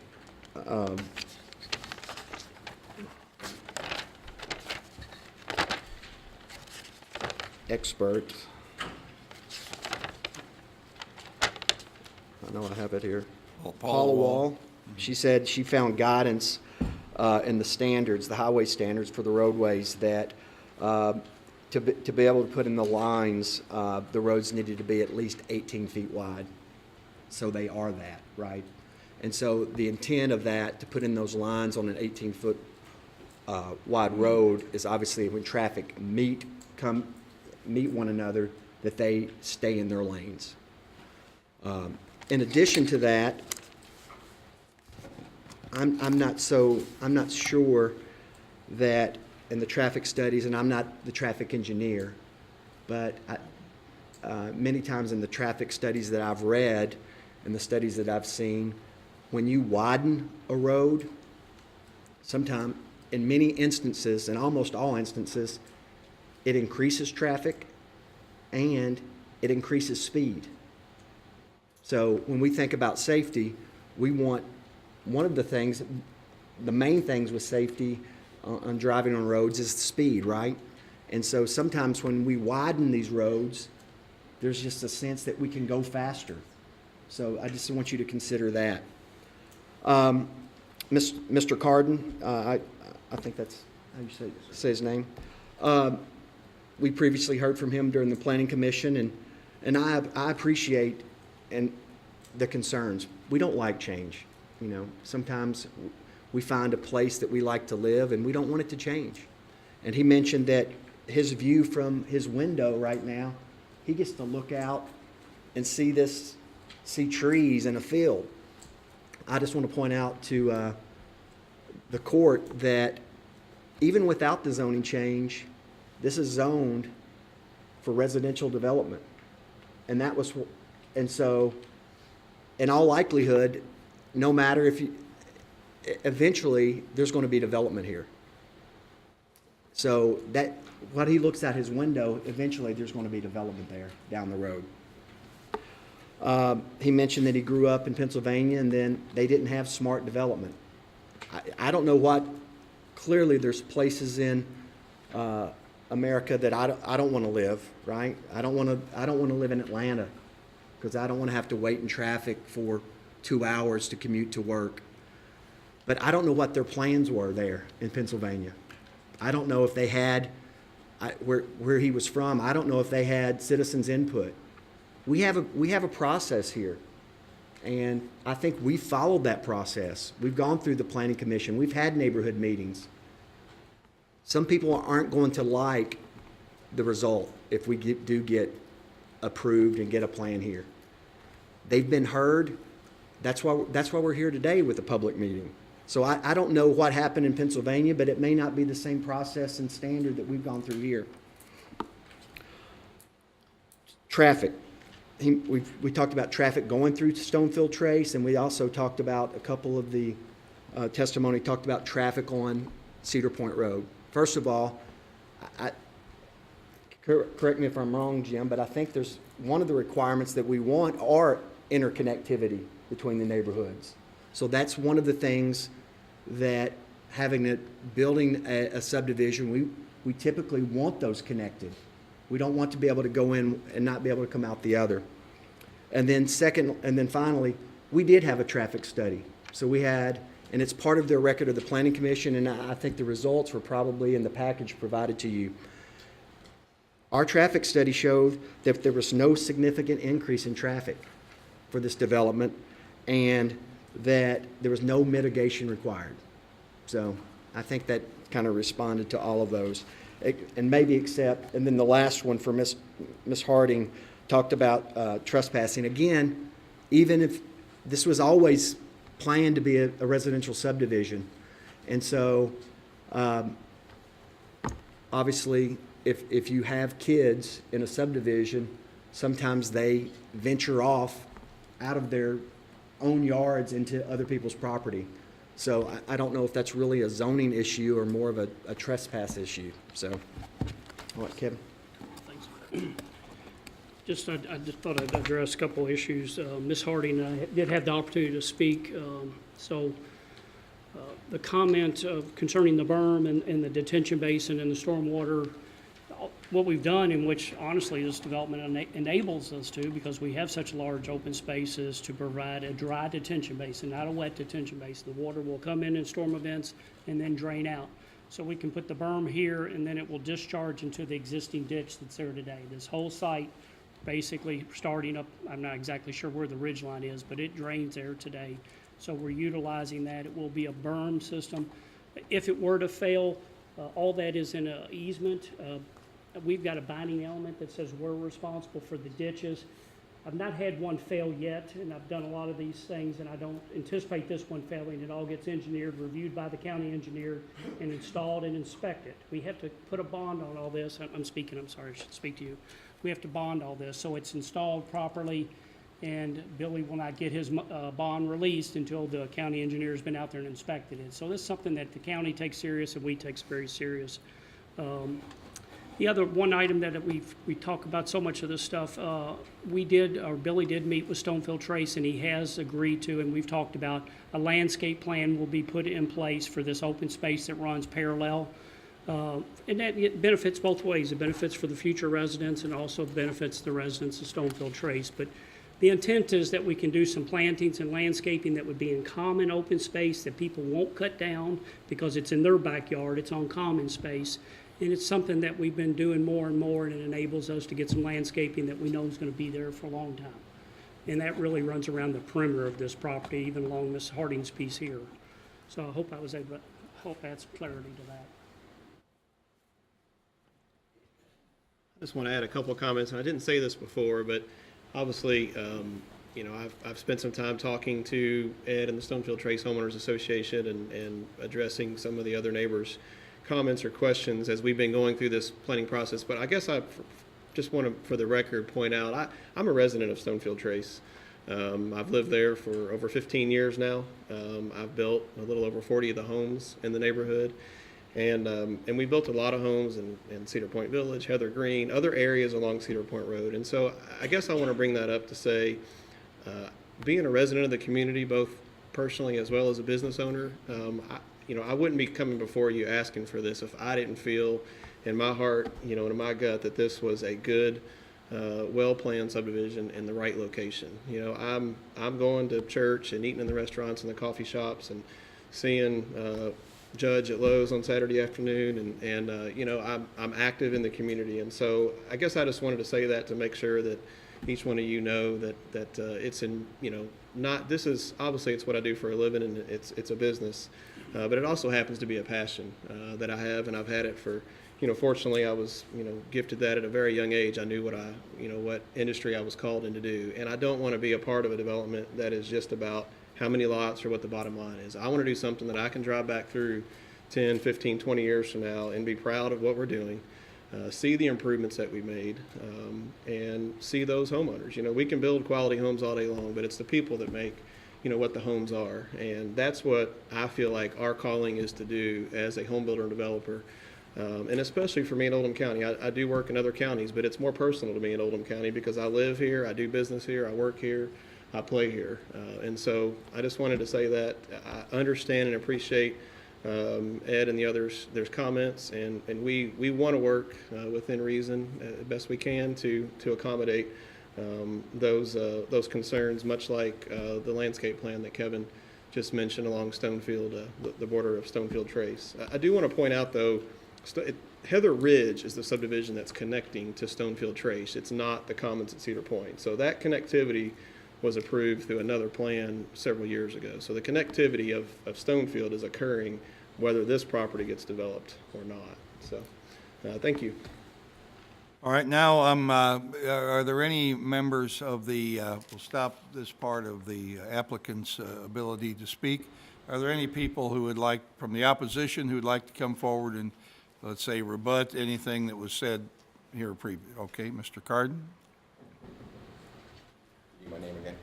No, Mr. Ed Carden, right. Okay, I just wanted to say to you, I don't appreciate my comments being belittled by the attorney to some extent, looking out my kitchen window. I knew when I moved into 2006 that was going to be a subdivision. That was a given to me. I knew that. He said he's not a road engineer or a traffic engineer, nor am I. My comments were based on 40 years of experience from a community I grew up in. I just want that to be clarified to you all here. Thank you.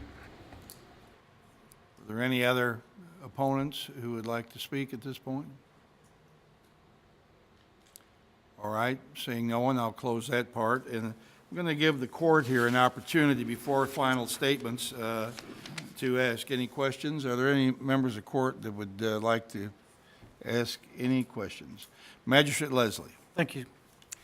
I guess it's going to go to the individuals who want this change, so I have a variety of questions. If you could come up, and it might be one or more of you.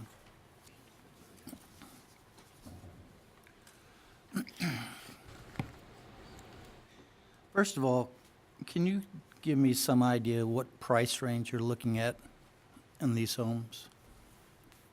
It's always a loaded question to answer at this point in the game when we're projecting out, if this were approved, we would be a year away from even having lots ready to build on. So a lot can change in the market, building material prices and that kind of thing. But as it stands in today's dollars, I would suspect we would be in the 350 kind of average price range. We're doing a similar style development currently in Crestwood and the villas at Claymont Springs.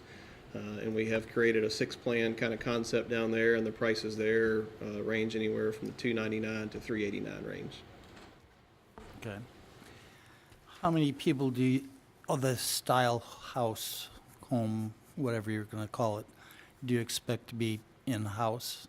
A rough idea. I mean, you may have some people who are new owners, which are 2. You might have, people that might have 2 children. You might have someone who's older that's 2, and we'll get into that because I have a demographic question also. If I'm going to use our statistics from the Cedar Point Village project, which I'll just point out was a lower price point.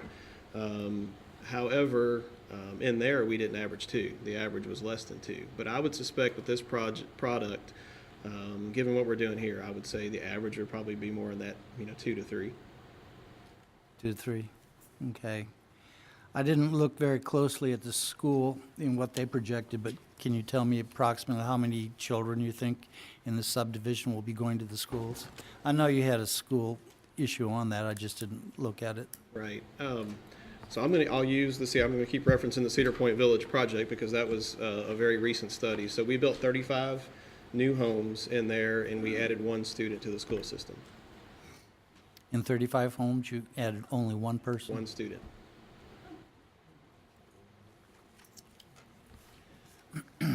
What are your current width of the subdivision roads per the plan? I couldn't read that. I know what the right-of-way is. I didn't know what the width of the roads were. The collector level roads, which I believe the the- county. no, Yeah, not this there. will be 24 feet from here. This will probably, I think goes, and I'm going by memory, but I think this goes down to 22 feet. Okay. Over to here. The cul-de-sacs go down to 18 feet. Mhm. And the same this one, once you get past that. So the county, what they do is didn't make us, but they require us to determine the volumes at each intersection, so then we can do the designation of the roadways, and then the new roads are designed to meet the county classifications. So you're going up to, at the most heaviest traveled area, up to 24, 22 That's to the county 24? standard, would be this section, and these would be 18. Okay.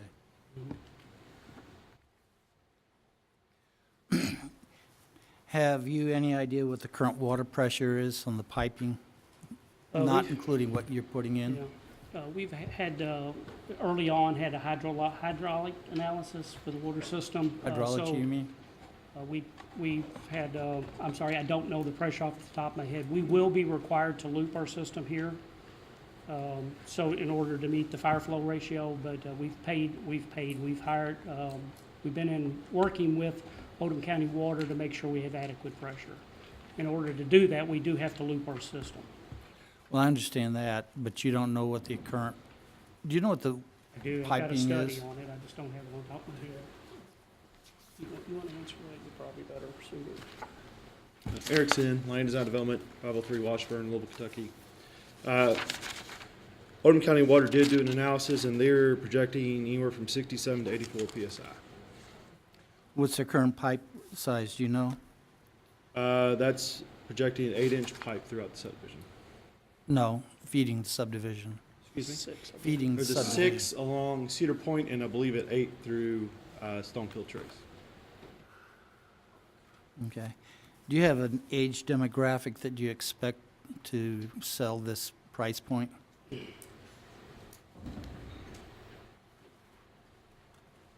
best I can answer that is back to what I gave during our presentation, in that I expect it to be a very diverse mix of people. We saw about 40% of the buyers of those last 35 homes that would fit that young professional kind of category, and we saw 60% kind of fit more of that empty nester, retiree type category. Obviously, we're going to sell a home to whoever wants to buy it, but Sure. I think the primary buyers are going to be young singles, young couples.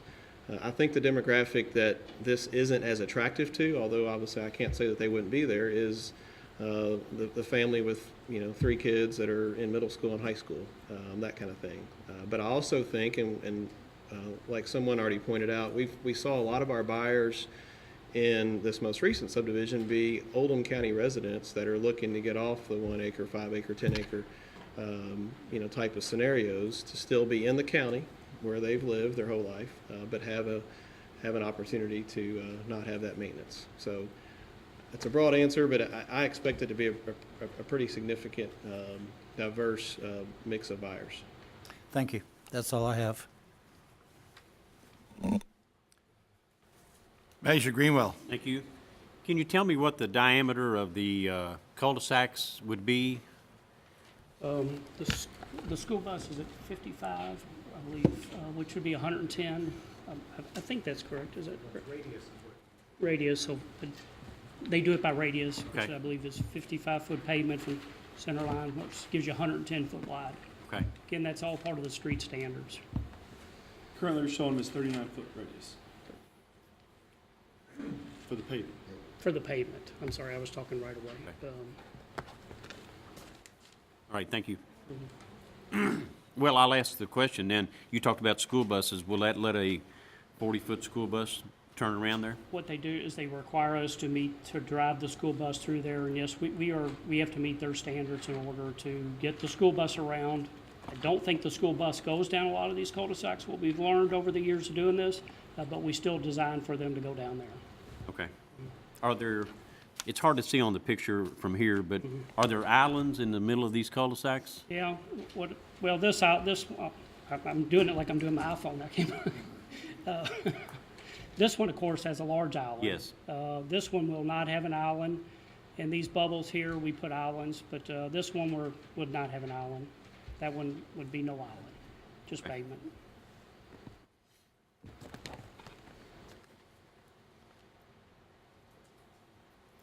Manager Likens.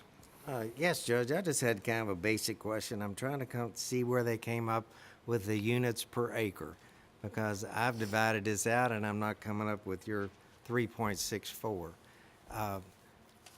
The way I would do this, 102 units divided by 32.7 acres. That's correct, yes. Is that correct? That is correct, yes. That's 3.12 is what I came up with in my division, but I'd just like someone else to check that. No, it's gross density. It's just I'll do the math just to confirm. No one's asked me that, and this plan's been I reviewed 100 understand. times. I'm You're a the first one. registered engineer myself, so We I do the kind math and I'll of look get at back to you. numbers. I noticed everyone pulled their phones out to figure. Manager Dye. This is for Mr. Delker. You said that all the maintenance, grass cutting, mowing, trimming, and fertilization, that's going to cover this whole area, common area, every house. It's going to cover all the trees along the roadway and everything, correct? Well, it'll cover any landscaping on any of the common areas that goes in, as well as the front yard landscaping of the home itself. Cover the right-of-ways? Roadway trees and everything? Yeah, I don't think there's really any roadway tree requirements, but any common area landscaping that gets put in, as we comment, we haven't done a full landscape plan yet, although we've committed to do that. But any common area landscaping that is in common areas or in the front of the homes will all be taken care of through the HOA maintenance. Okay, that's what we're running into a block here. Front of the home, does that include the right-of-way, the public right-of-way? Yes. That will cover all these roadway trees you got around there. Yes. Okay. Have you determined what a homeowners association fee is going to be to cover all of this? We have not determined that yet, but I can tell you from a couple other similar scenarios, I would anticipate it to be somewhere in the neighborhood of $150 a month. I can assure you it's going to be a little bit more than that. Oh, I mean, I'm a homeowner's president of a 550 lot subdivision. Trust me, it's going to be more than that. But I mean, we've that's, done about, we'll just leave it go with yeah, that. okay. Okay. I guess who wants to take a question about the traffic? Kevin, you want to do that? I can answer your question. You want to answer his question first? Go ahead. Yeah, if that's okay. It's 32.7 acres, 102 divided by 32.7. It comes out to 3.11, which is rounded up to 3.12. Well, you all have 3.64 on this, so you're below the units per acre required by. Sorry, but that's the allowable in the regulations. Now 3.63 is allowable, and you all have 3.64 is what you're proposing, and it's 3.12. So, anyway, the figure is wrong there. Well, look at it. Gross density is 3.12.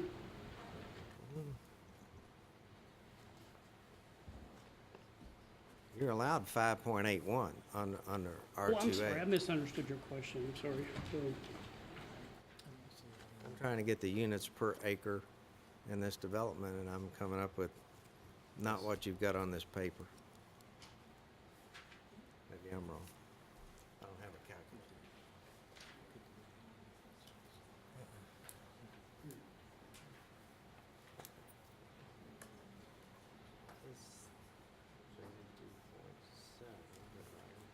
At 3.11 units per acre is what we're proposing. You come up with 102 units, 102 lots. Note 4, you've got, you're proposing 3.64. Oh, I can't answer that. It's right here. Kind of a moot point, but you're less units per acre than what your paper says. At staff, I'd have to let staff answer that question. I'm not sure where that math came from. I may have pulled incorrect information, but they meet the minimum, or they don't exceed the maximum. They are proposing Understand less that, than but what was put in the Your paper presentation. says you're proposing 3.64 units per acre when you're proposing 3.12 units per acre. Okay, so you're making that correction for the record? Yes. Okay. Thank you. I'm sorry. Okay. Traffic.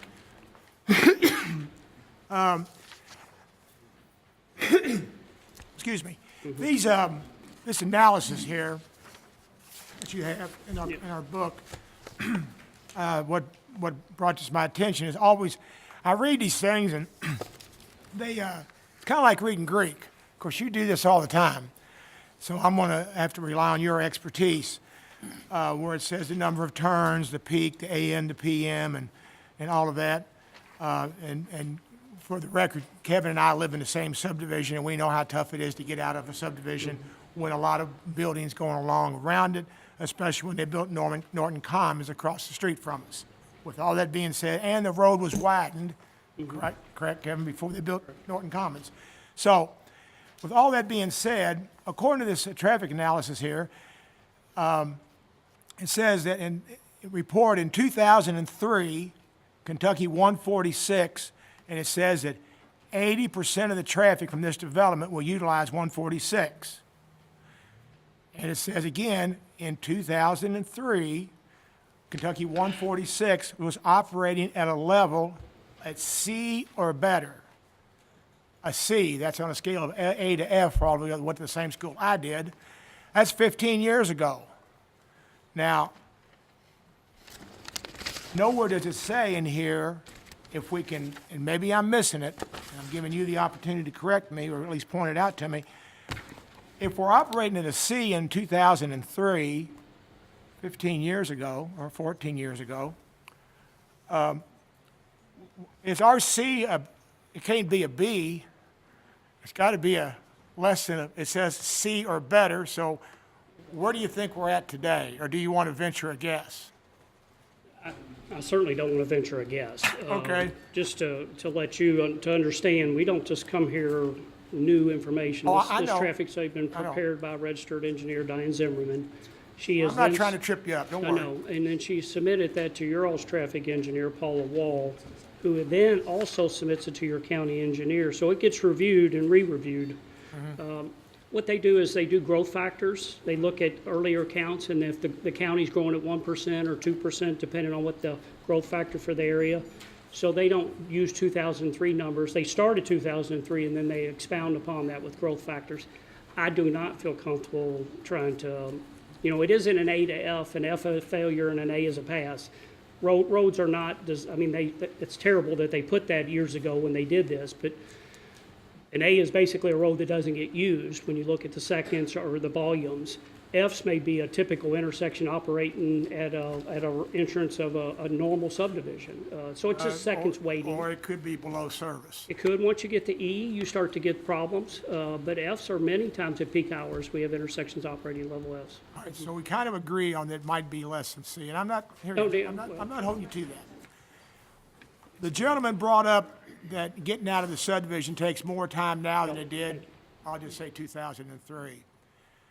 And then the lady brought up widening the road from 18 to 22 feet. Is that correct? 4 foot? All right. I'm not a traffic engineer either, but widening the road 4 feet is not going to change your getting in and out time. No, I agree.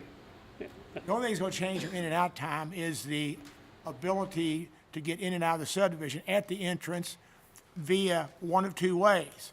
Either having a left turn lane built in at the entrance, which would, of course, the design would change, or put drop-off lanes on the front of the subdivision, or a left turn, widen the road, balloon it out to make a left turn into the subdivision. That's the only way I know how it would work.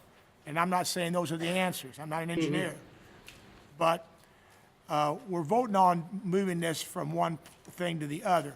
I think there is some credibility towards the fact that people should be concerned about getting in and out of the subdivision safely. I've not driven the road. I don't know if there was an inherent blind spot there.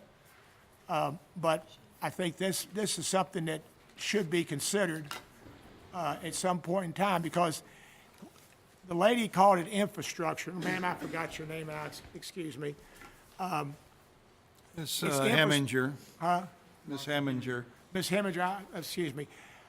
We talked about infrastructure. Well, I know this much. You're not going to build this subdivision here unless all the infrastructure is in place. That's sewer, water, gas, electric, cable. Something's going to be done by the developer through some agreement, like through the environmental authority, through sewers, which is probably the most expensive. All of those things are going to have to be done.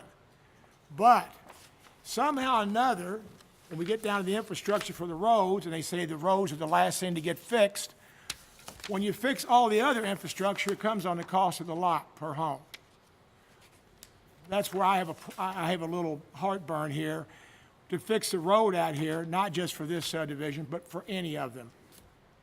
It comes down to the taxpayers to fix the road over here in this part of the county, or that part of the county. And this is a state road, so that's going to come from the state, which is, we all know, sitting on this court, work really, they do a great job, but they are extraordinarily slow. Okay? So my point is, and I'll shut up after this, I think it needs to be addressed. Something needs to be done now, even if it's something that can be built upon later. I don't expect the developer to widen the road from the length of whatever somebody thinks it needs to be. Let's just try to concentrate on the infrastructure just in front of, we didn't do it at the other ones, I'm assuming, but maybe we could spend a little bit of that money right here. That's all I got to say. Thank you. Magistrate Eldridge. Thank you, Judge. We need to keep in mind here that we are looking at changing a zoning, not really as much looking at the development, but the development certainly affects what we're going to think about as far as the zoning. First off, one of the things I want to clarify is the minutes state that that is a county road, so it is not a state road. Somebody said it was a state road. Yeah, Where it's is a it state, changed? it's a State road that state turns road into a county from road. Kentucky 146 to New Cut Road, and from there, in the frontage on this property, is county road. County road, okay. I stand corrected. From the end, from Someone this, did say from so. right here, from New Cut Road to the Yes, end. and if you look, if I can get the, here, really, it's really right here, where that New Cut Road, and I can't get this thing to slide over enough, but New Cut Road is right across the street really from that driveway, just about. So it's state road right up to the property line. It's county 393. From, stand corrected on it's that, county going this way, correct, to 393. I'll stand corrected on that point, but it doesn't change my concept. On the, Jim, Mr. Urban, sir, on the section of that road closest to 393 where it has been widened, how was that done? Was that through county funds, or? What section again? If you're coming off of 393 directly onto it, there are sections there that have been widened, they've put in curb and gutters in part of it. That was done, I'm guessing somewhere in about the 2005 or 6 timeframe, and it was done with county funds. Okay, so that was not funded by the developer at that time? That's correct, and it's from 393 coming back this way. Correct. Right, Correct. yeah. You had stated in the minutes, Administrator Urban responded, one of his roles is to look for funding for county road improvements, but does not think he can find money to widen Cedar Point Road from Highway 146, but it is on the list of roads to consider. You had also stated in there that the other developers had not been asked to fund money, so you didn't feel like it was fair to ask Mr. Delker to. You want to explain what your thinking is when you're talking about, but it's on the list of roads to consider? Well, I've put together a list of potential road projects. As most of you know, in fiscal court, I go to KIPTA, and KIPTA has a pool of money that we share in the region. It's called SLO money. And we've been very successful since Judge Vogel took office in 2011, getting road projects done in that funding. And we're looking at what potential roads we could put into that road funding cycle and try to get money for. We work well with the transportation cabinet. And again, we would have to do it all the way from 146 at least to these subdivisions to widen it. There isn't currently any money scheduled for Cedar Point Road, but that's what we do when we go to KIPTA, is look for that money. Okay, thank you. And as far as the other developments being approved, I like to use the word proportional share. At what point is the last person in going to be required to make all the improvements while the other ones didn't? And so typically we talk about proportional share. And we don't have any kind of mechanism in place. Scott Harris and I have talked about creating some kind of a system development charge or something like they do in Louisville for, so that the first person in is putting money into some kind of escrow account for these, but we don't have that policy or ordinance in place that requires that. So then we started looking at, well, all right, what kind of improvements could we require for this developer to put in and have it be, let me call it fair, and looked at the parts of Cedar Point Road that are state maintained, and there's some deterioration right next to this, just to the, whatever direction that is, let's call it south. And there's drainage issues and there are utilities in the way, so that's how we came up with the striping, was at least if we continue the striping, because Cedar Point Road from 146 to New Cut is striped. And we thought, well, what if we continued that striping on beyond not just this development, but Heather Ridge and Heather Green? And that was what the binding element is that the Planning Commission settled on, was at least put the striping there. The road is 18 feet wide, and at least now you have stripe where most of the traffic is to keep the cars separated going in opposite directions. In the minutes, it also talks about not necessarily setting a precedent, but we did that with Zale Smith Road when a development was approved several years ago, that once they developed the property, they would pay for striping of Zale Smith Road, again, just to separate the cars going in opposite directions, making it a little bit safer. Okay. So that's where we came up with the striping for Cedar Point Road. Thank you. Mr. Young? Just had a couple of things in regarding the drainage coming across the property. in the paper plan that we have in our packet, it shows an existing pond to be modified, but in the color plan on the sheet, I don't see that pond. Is that going to be retention or detention, or how's that gonna work? Well, it would be, we're not gonna have it hold water, so it'd be a retention or detention basin. Modified, we had talked one time about making it into a feature, and then just don't think it's half full of silts right now and doesn't look like much of a feature to us. Okay. Lastly, looking at the drainage, I was a little confused on page 9 of 13. It says, Mr. Young states, the backyards will now be community lawn rather than grass. Well, probably not written, I hope I didn't say it that way, but I guess the swales will actually be in a portion of the open space that we talked about here, and here. So that would be part of the community. You will still own your lot, it'll still be a fee simple lot, but then we would then have a unified maintenance program for the whole site. But I guess the question I'm getting at after reading the minutes is those swales are not going to be impervious surface. No, there'll be grass swales. Okay, very good. I wasn't sure about that wording. No. All right, thank you. Thank you. We have a minute or two left. Mr. Delker, are Can I ask these a all? question, Judge? Are you- Okay, go ahead, Are we- please. are we No. out of time for No, that, or- sir. Go ahead, Mr. Tice. I had a couple of questions. Billy, on the setbacks for the houses, what are we talking about? How far back from the road? Front yard setbacks, I think, are 25 feet. 25 feet front yard setbacks, Yeah, it's on here. and then 5 and 5 side yard. Is the setback the same as what it would be if it was R2? Or is an R2 setback more than that, or is? Same, okay. She nodded her head yes, so It is the same? I'm okay with that. R2 is 35. R2 is 35, okay. Sorry, R2 is 30. Ours is 30, R2. Start over again. Our- What's the our- setbacks? Ours is 30, Okay, and R2 would be 35. okay. When you say that if it stayed R2, that you could still do the 90, you would do 98 lots rather than 102. And I'm not sure who I need to address that to. Well, that would be what yes, you could do that, yes. Now, does that keep the green space? No. Fine. So when you figure that, you eliminate it, you talk about a total build-out. Exactly, yes.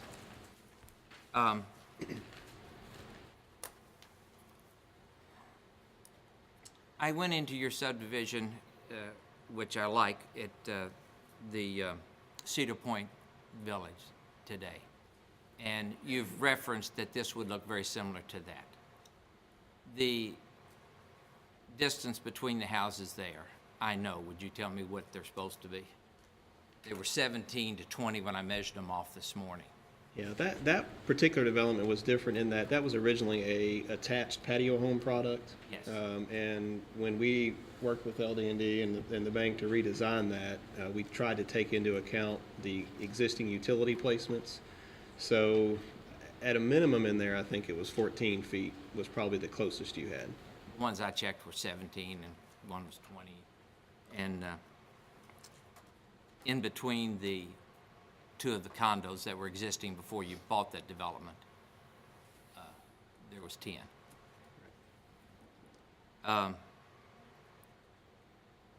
On the lots that back up to Stonefield Trace, do we know about how deep that backyard is on a normal, or, of course, it could all depend on the depth of the house? While Kevin's looking, where those lots back up, I believe we have 10 feet on our side of common area, and then Stonefield Trace has already 30 is what they said they had. 30. So there's 40 feet from back property line to back property line, plus then the distance from the property line to each respective home. Yes, okay.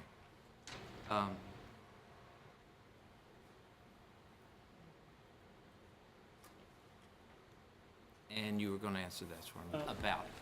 Approximately, it ranges between 130 and 139, the depth of those lots. 130 and 139, okay. On most of the garages on these houses, because of the width of the lots, there'll be garage entrance on the front, just like in. That's correct, yes. But as you could see in there, and if you look at some of the other similar development, there's a lot of architectural style garage doors today, so it's not just the.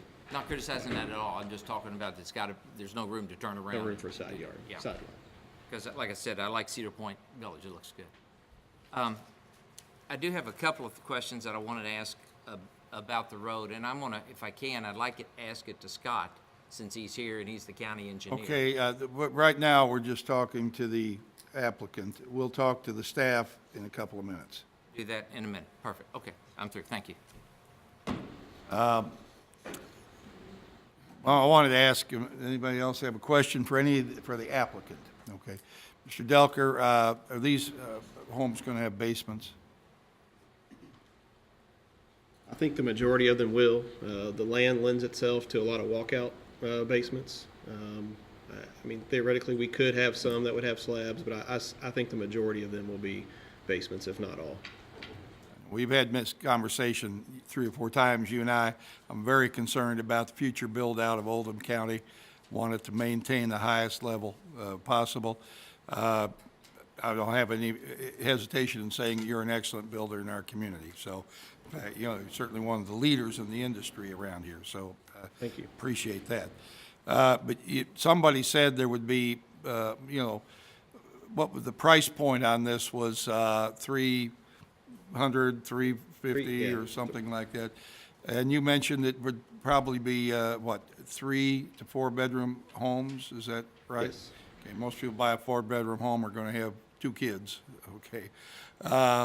What percentage of people, if these were younger people, what percentage of people, just market-wise, would you say, who have 2 children at home, what percentage of parents, both parents work? Would you agree with that? I would say it's majority for Just sure. about most of the time. So that's going to be a certain number of cars. Somebody said there wasn't really going to be any impact on traffic, but I can't see how there wouldn't be.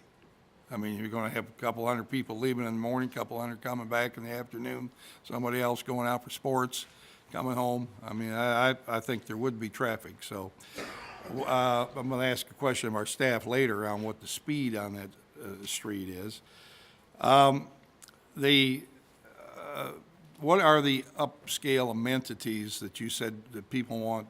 Smaller homes with more stuff but less work outside? I think it's both interior and exterior. I mean, I think for the most part, you know, the curb appeal and the exterior, you know, coverings, the facades are important.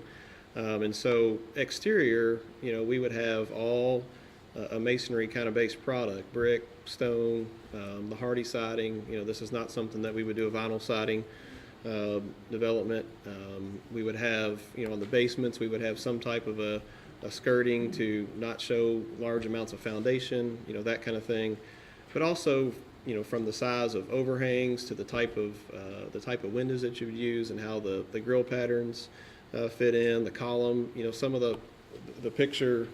Let's see, I'll pull this house back up to give you an example, but you can look at that house right there and see the use of a brick skirt with the hardy siding, and then the gable above the garage kind of has the clip gable with the board and batten siding in it. So exterior, it's a combination of all that. Interior gets into a lot of, you know, things, you know, like what type of cabinetry, and not just color of cabinetry, but functionality of cabinetry and soft close glides and, you know, that kind of thing. What type of countertops, different types and use of flooring materials, heavy trim details, built-ins, those kind of things. You know, earlier, Mr. Carden said, he mentioned that 30 years ago, where he was from in Pennsylvania, things have changed dramatically. Since I came here in '75, I think Oldham County has had many changes, obviously. I think many of those changes are really good. A lot of beautiful things have come up out of the ground in Oldham County.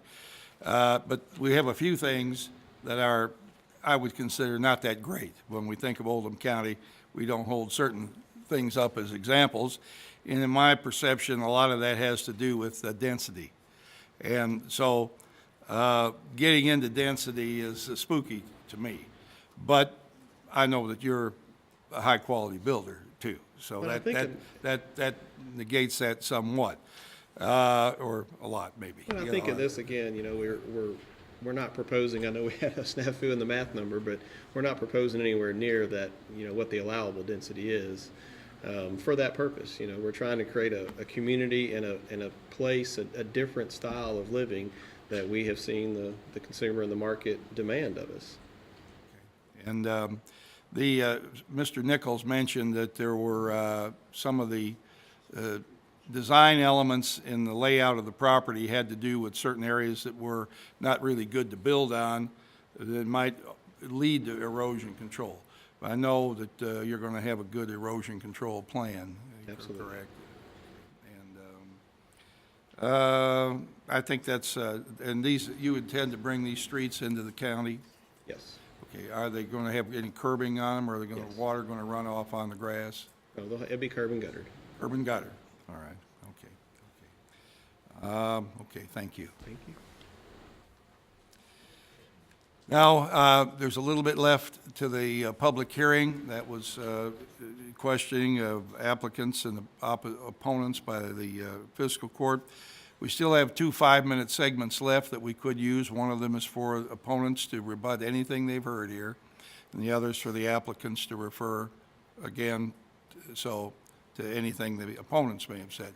Are there any opponents who would like to come forward and clarify anything was said or address anything they heard said in this discussion that may shed a new light on their position?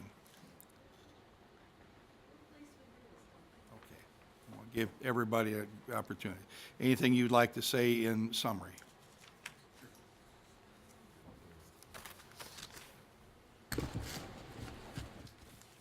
Let me first apologize to Mr. Carden. I did not mean, and I want to put that on the record, that if I had to do it over, I would phrase it a different way, and I apologize. I want to bring it back to what I talked in the very beginning of the purpose of this public hearing before this court today is we want to try to focus on how do I change this, Brooke? And this is the KRS statute that Brooke previously had. So this is the same that's in your record, that this is the standard that we look at when we ask for a zoning map amendment. We ask that the Planning Commission or the court look that it's in compliance or in agreement with the comprehensive plan.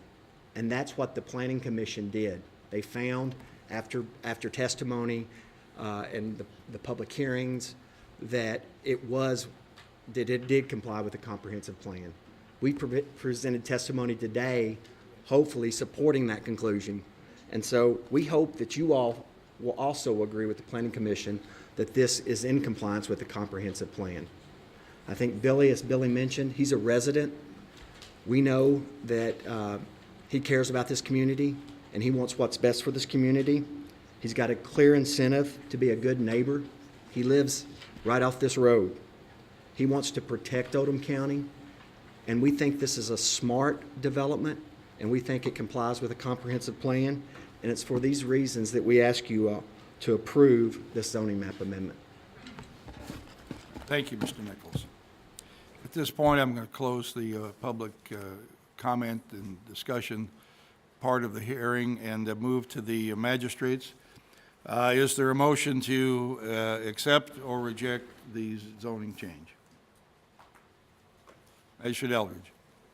Judge, there are several things here today that cannot be denied. One is that this is R2 now, and you cannot mandatorily just go in and downzone. So they have R2, they could build 98 homes right now without anything. Two, the Shurik family certainly has a right to be able to sell their property. Property rights, that's no different than us having a 401k and being ready to cash it in. They want to sell this today, and that's part of their rights. In my mind, this open space plan that they are proposing is a better plan than the 98 homes with no open space. That can be argued all day, and in fact it has been. But there are many schools of thought that say 100 houses on 50 acres is much better looking than 50 houses on 100 acres, because you have 50 left over that you can have all open space and it will drain naturally.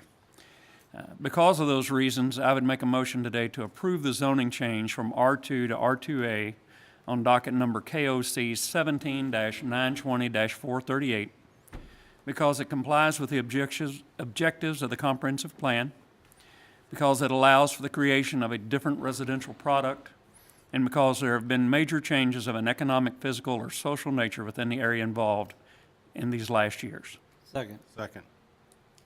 All right, moved and second that the zoning change be approved. And now we'll entertain discussion by the magistrates, along with the questioning of any of the staff. Mr. Tice? Let me ask a question if I can first, and I'll direct this towards Kevin if I can, because I'm sure you'll know the answer. We're talking about a zoning change now, and will that, if we approve the zoning change, will that automatically give the 5-foot set yards, which was approved by the planning and zoning? I'll let Mr. Urban hear and feel free to correct, but what we're going to do is make a zoning change. They have already been through planning and zoning with this plan, this development plan, which shows all the setbacks. For them to change that, they would have to go back to planning and zoning. That's what I thought. You've answered it exactly the way I thought. Yeah.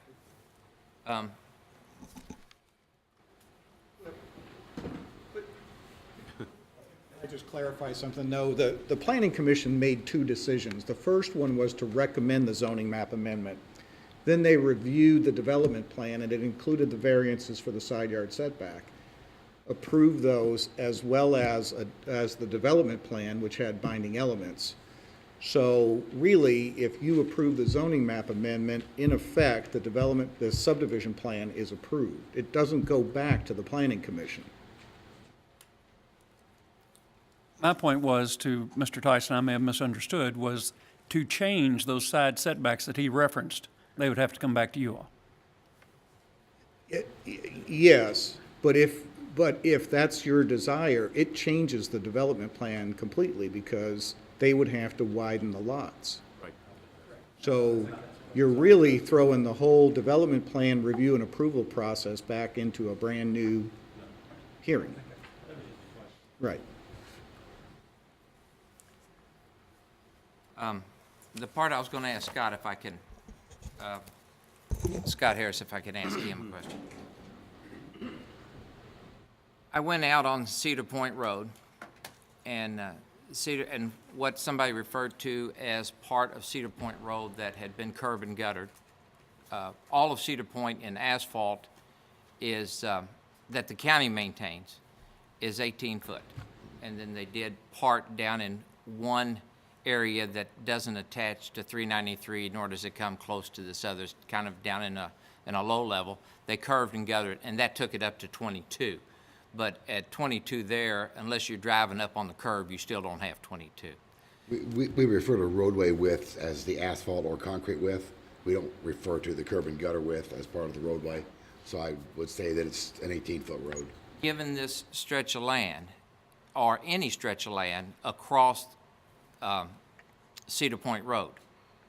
And let me stop one more second. The part of Cedar Point that is the state road is 24. So if we took the Oldham County part of Cedar Point Road and took it up to 22, how much property would we need from this development to give us enough property to make that additional 4 foot? Well, first off, you could only do it where they have frontage, and they only have frontage on one side of the road. Understand. So if you want the full width, you're talking about shifting the road and making them give up all 4 feet, I think. Is that what you're referring to? I'm asking how much would it take I to get I the don't 4 know. foot. I don't know how much frontage they have. I don't know how the grades tie in.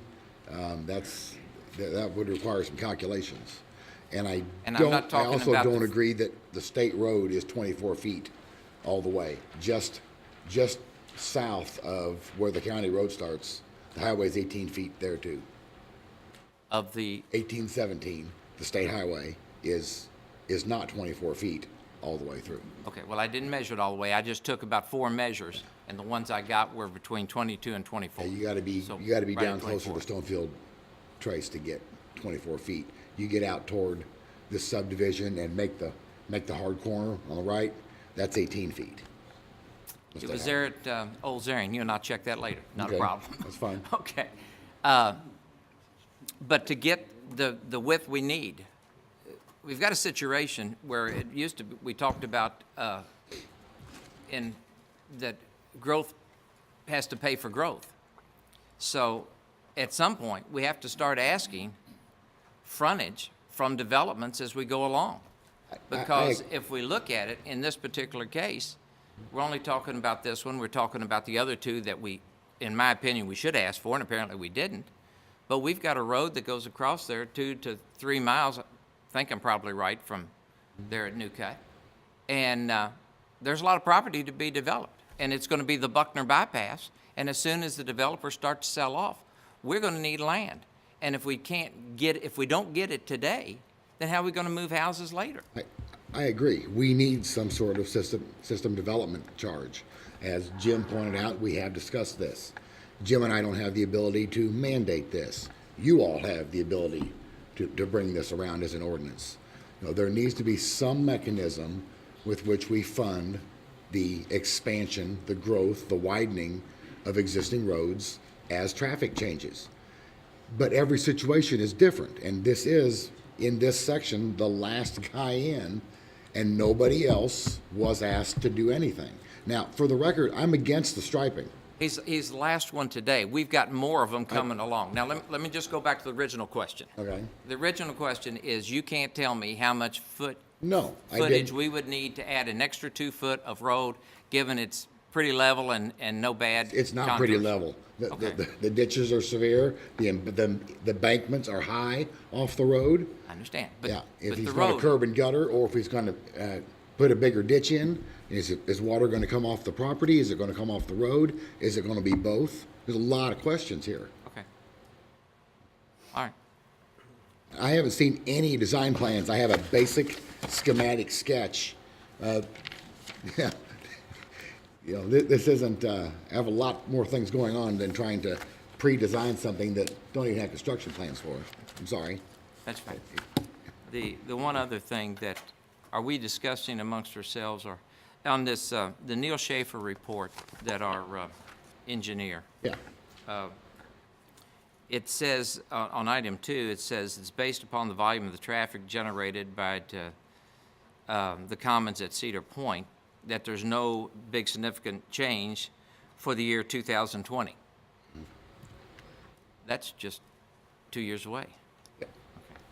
Okay. The other part is, it says down in 4, in the last line, it says is that additionally states that under no circumstances shall the pavement width be less than stated in the current subdivision regulations, which is 22 foot in the sentence above that.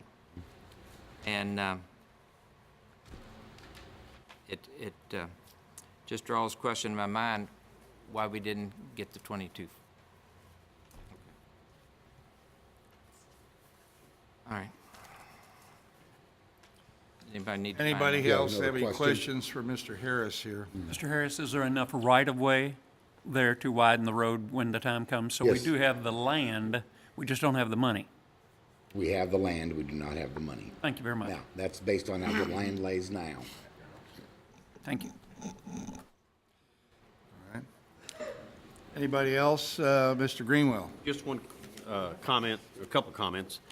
Kevin, I think you summed it up very well. We could have had a subdivision here that didn't need to be approved, and we had 98 homes, and it wouldn't have looked as nice as this one. So I think this is a win, even though we have to have a zoning map change. Another thing, Mr. Delker, you said that you have a present development, 35 homes, and you got one child going to school. That's an anomaly. That's not going to be. So anyway, you know, we're prepared for that.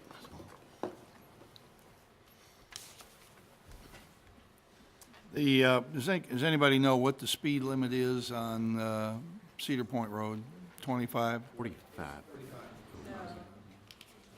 35? Right, in the county section, because it's, Five. yeah, it's 35. Can that be lowered? The county controls the county speed limits. Just what I'm concerned about, you know, Ms. Heminger, I believe, said that people fly like crazy there now. You know, we can't protect ourselves against every negative thing can happen, but, you know, we had a young lady killed in a traffic accident here, hit by a car during just the other day, 18 years old.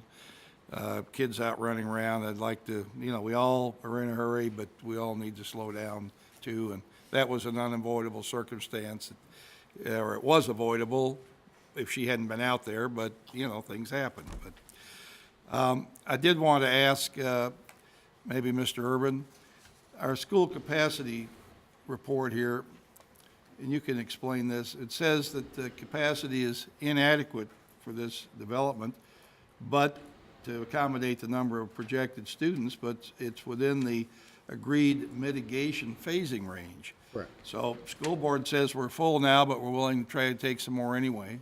Is that basically what it boils down to? Right, our current school capacity ordinance allows for mitigation, and currently it's 40 units per year, and we've added that it start with the first record plat. We're looking at changing that, and that's one of the items that's going to come before the fiscal court eventually here in the very near future. We're going to have that public meeting.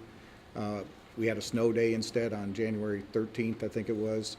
We're scheduling it for February, so we are looking at changing those numbers to accommodate school capacity as the population grows.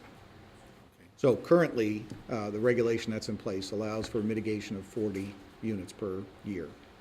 Thank you. And Judge, just while I'm here, that report also says it's not one student. They look at every single-family house and project, I think it's 0.267 students per household, so they're allowing for 33 students from this development. Thank you. Is there anyone else here who would like to make comment? Magistrate Leslie. Yes.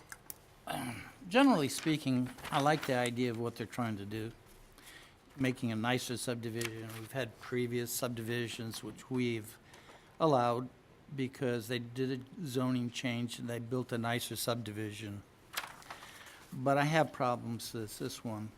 You know, if you're gonna sell a house with 3 or 4 bedrooms, you're gonna have children. People who are older and don't have children, I find it hard to believe that they're gonna buy a 3 or 4 bedroom house. That's an opinion, it's not a fact. The infrastructure for the second entrance, the subdivision hasn't come close to the point where that's allowable. And I have issues about the road width on Cedar Point Road being 18 feet. And I bet they are going a whole lot faster than 35, because the road near where I live is probably about 18 feet in many cases, and the speed limit's 55, which is ludicrous. And I also am worried about the capacity for the schools, which says it is inadequate, but we have a mitigating circumstance. So even though I like it, even though I think they could sell the houses for the price range that they're saying in the area is, I can't agree with this subdivision change. That's my opinion. Anyone else have a comment? Seeing none, I'll ask the clerk to call the roll. Could you repeat the motion, actually? You gave me 3 reasons. I only caught 2 of them. The 3 reasons were it complies with the objectives of the comprehensive plan. The R2A zoning allows for creation of a different residential product. The third one, there have been major changes of an economic, physical, or social nature within the area. Thank you. Magistrate Likens, Yes. Magistrate Leslie, No. Magistrate Hounds, Yes. Magistrate Dye, Yes. Magistrate Logsdon, Yes. Magistrate Eldridge, Yes. Magistrate Tice, No. and Judge Vogel. I'm going to abstain. The motion's already passed. Time out. I didn't get to vote. Oh, I apologize. Magistrate Greenwell? Yes. Thank you. Motion passes 6-2 with one abstention.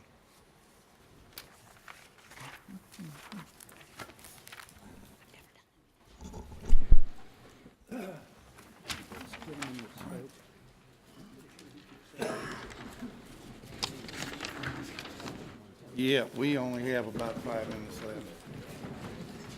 Judge, Yes, sir? recess. We've only got 5 minutes left on the, we can probably do this in 5 minutes or less. Okay. We won't. We'll allow the,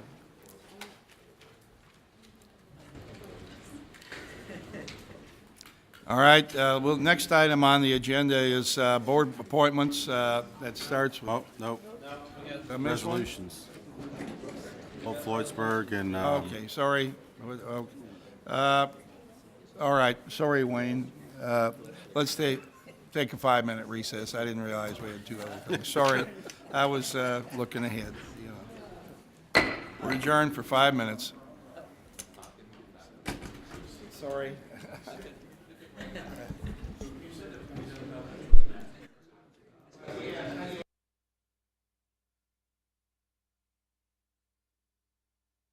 We're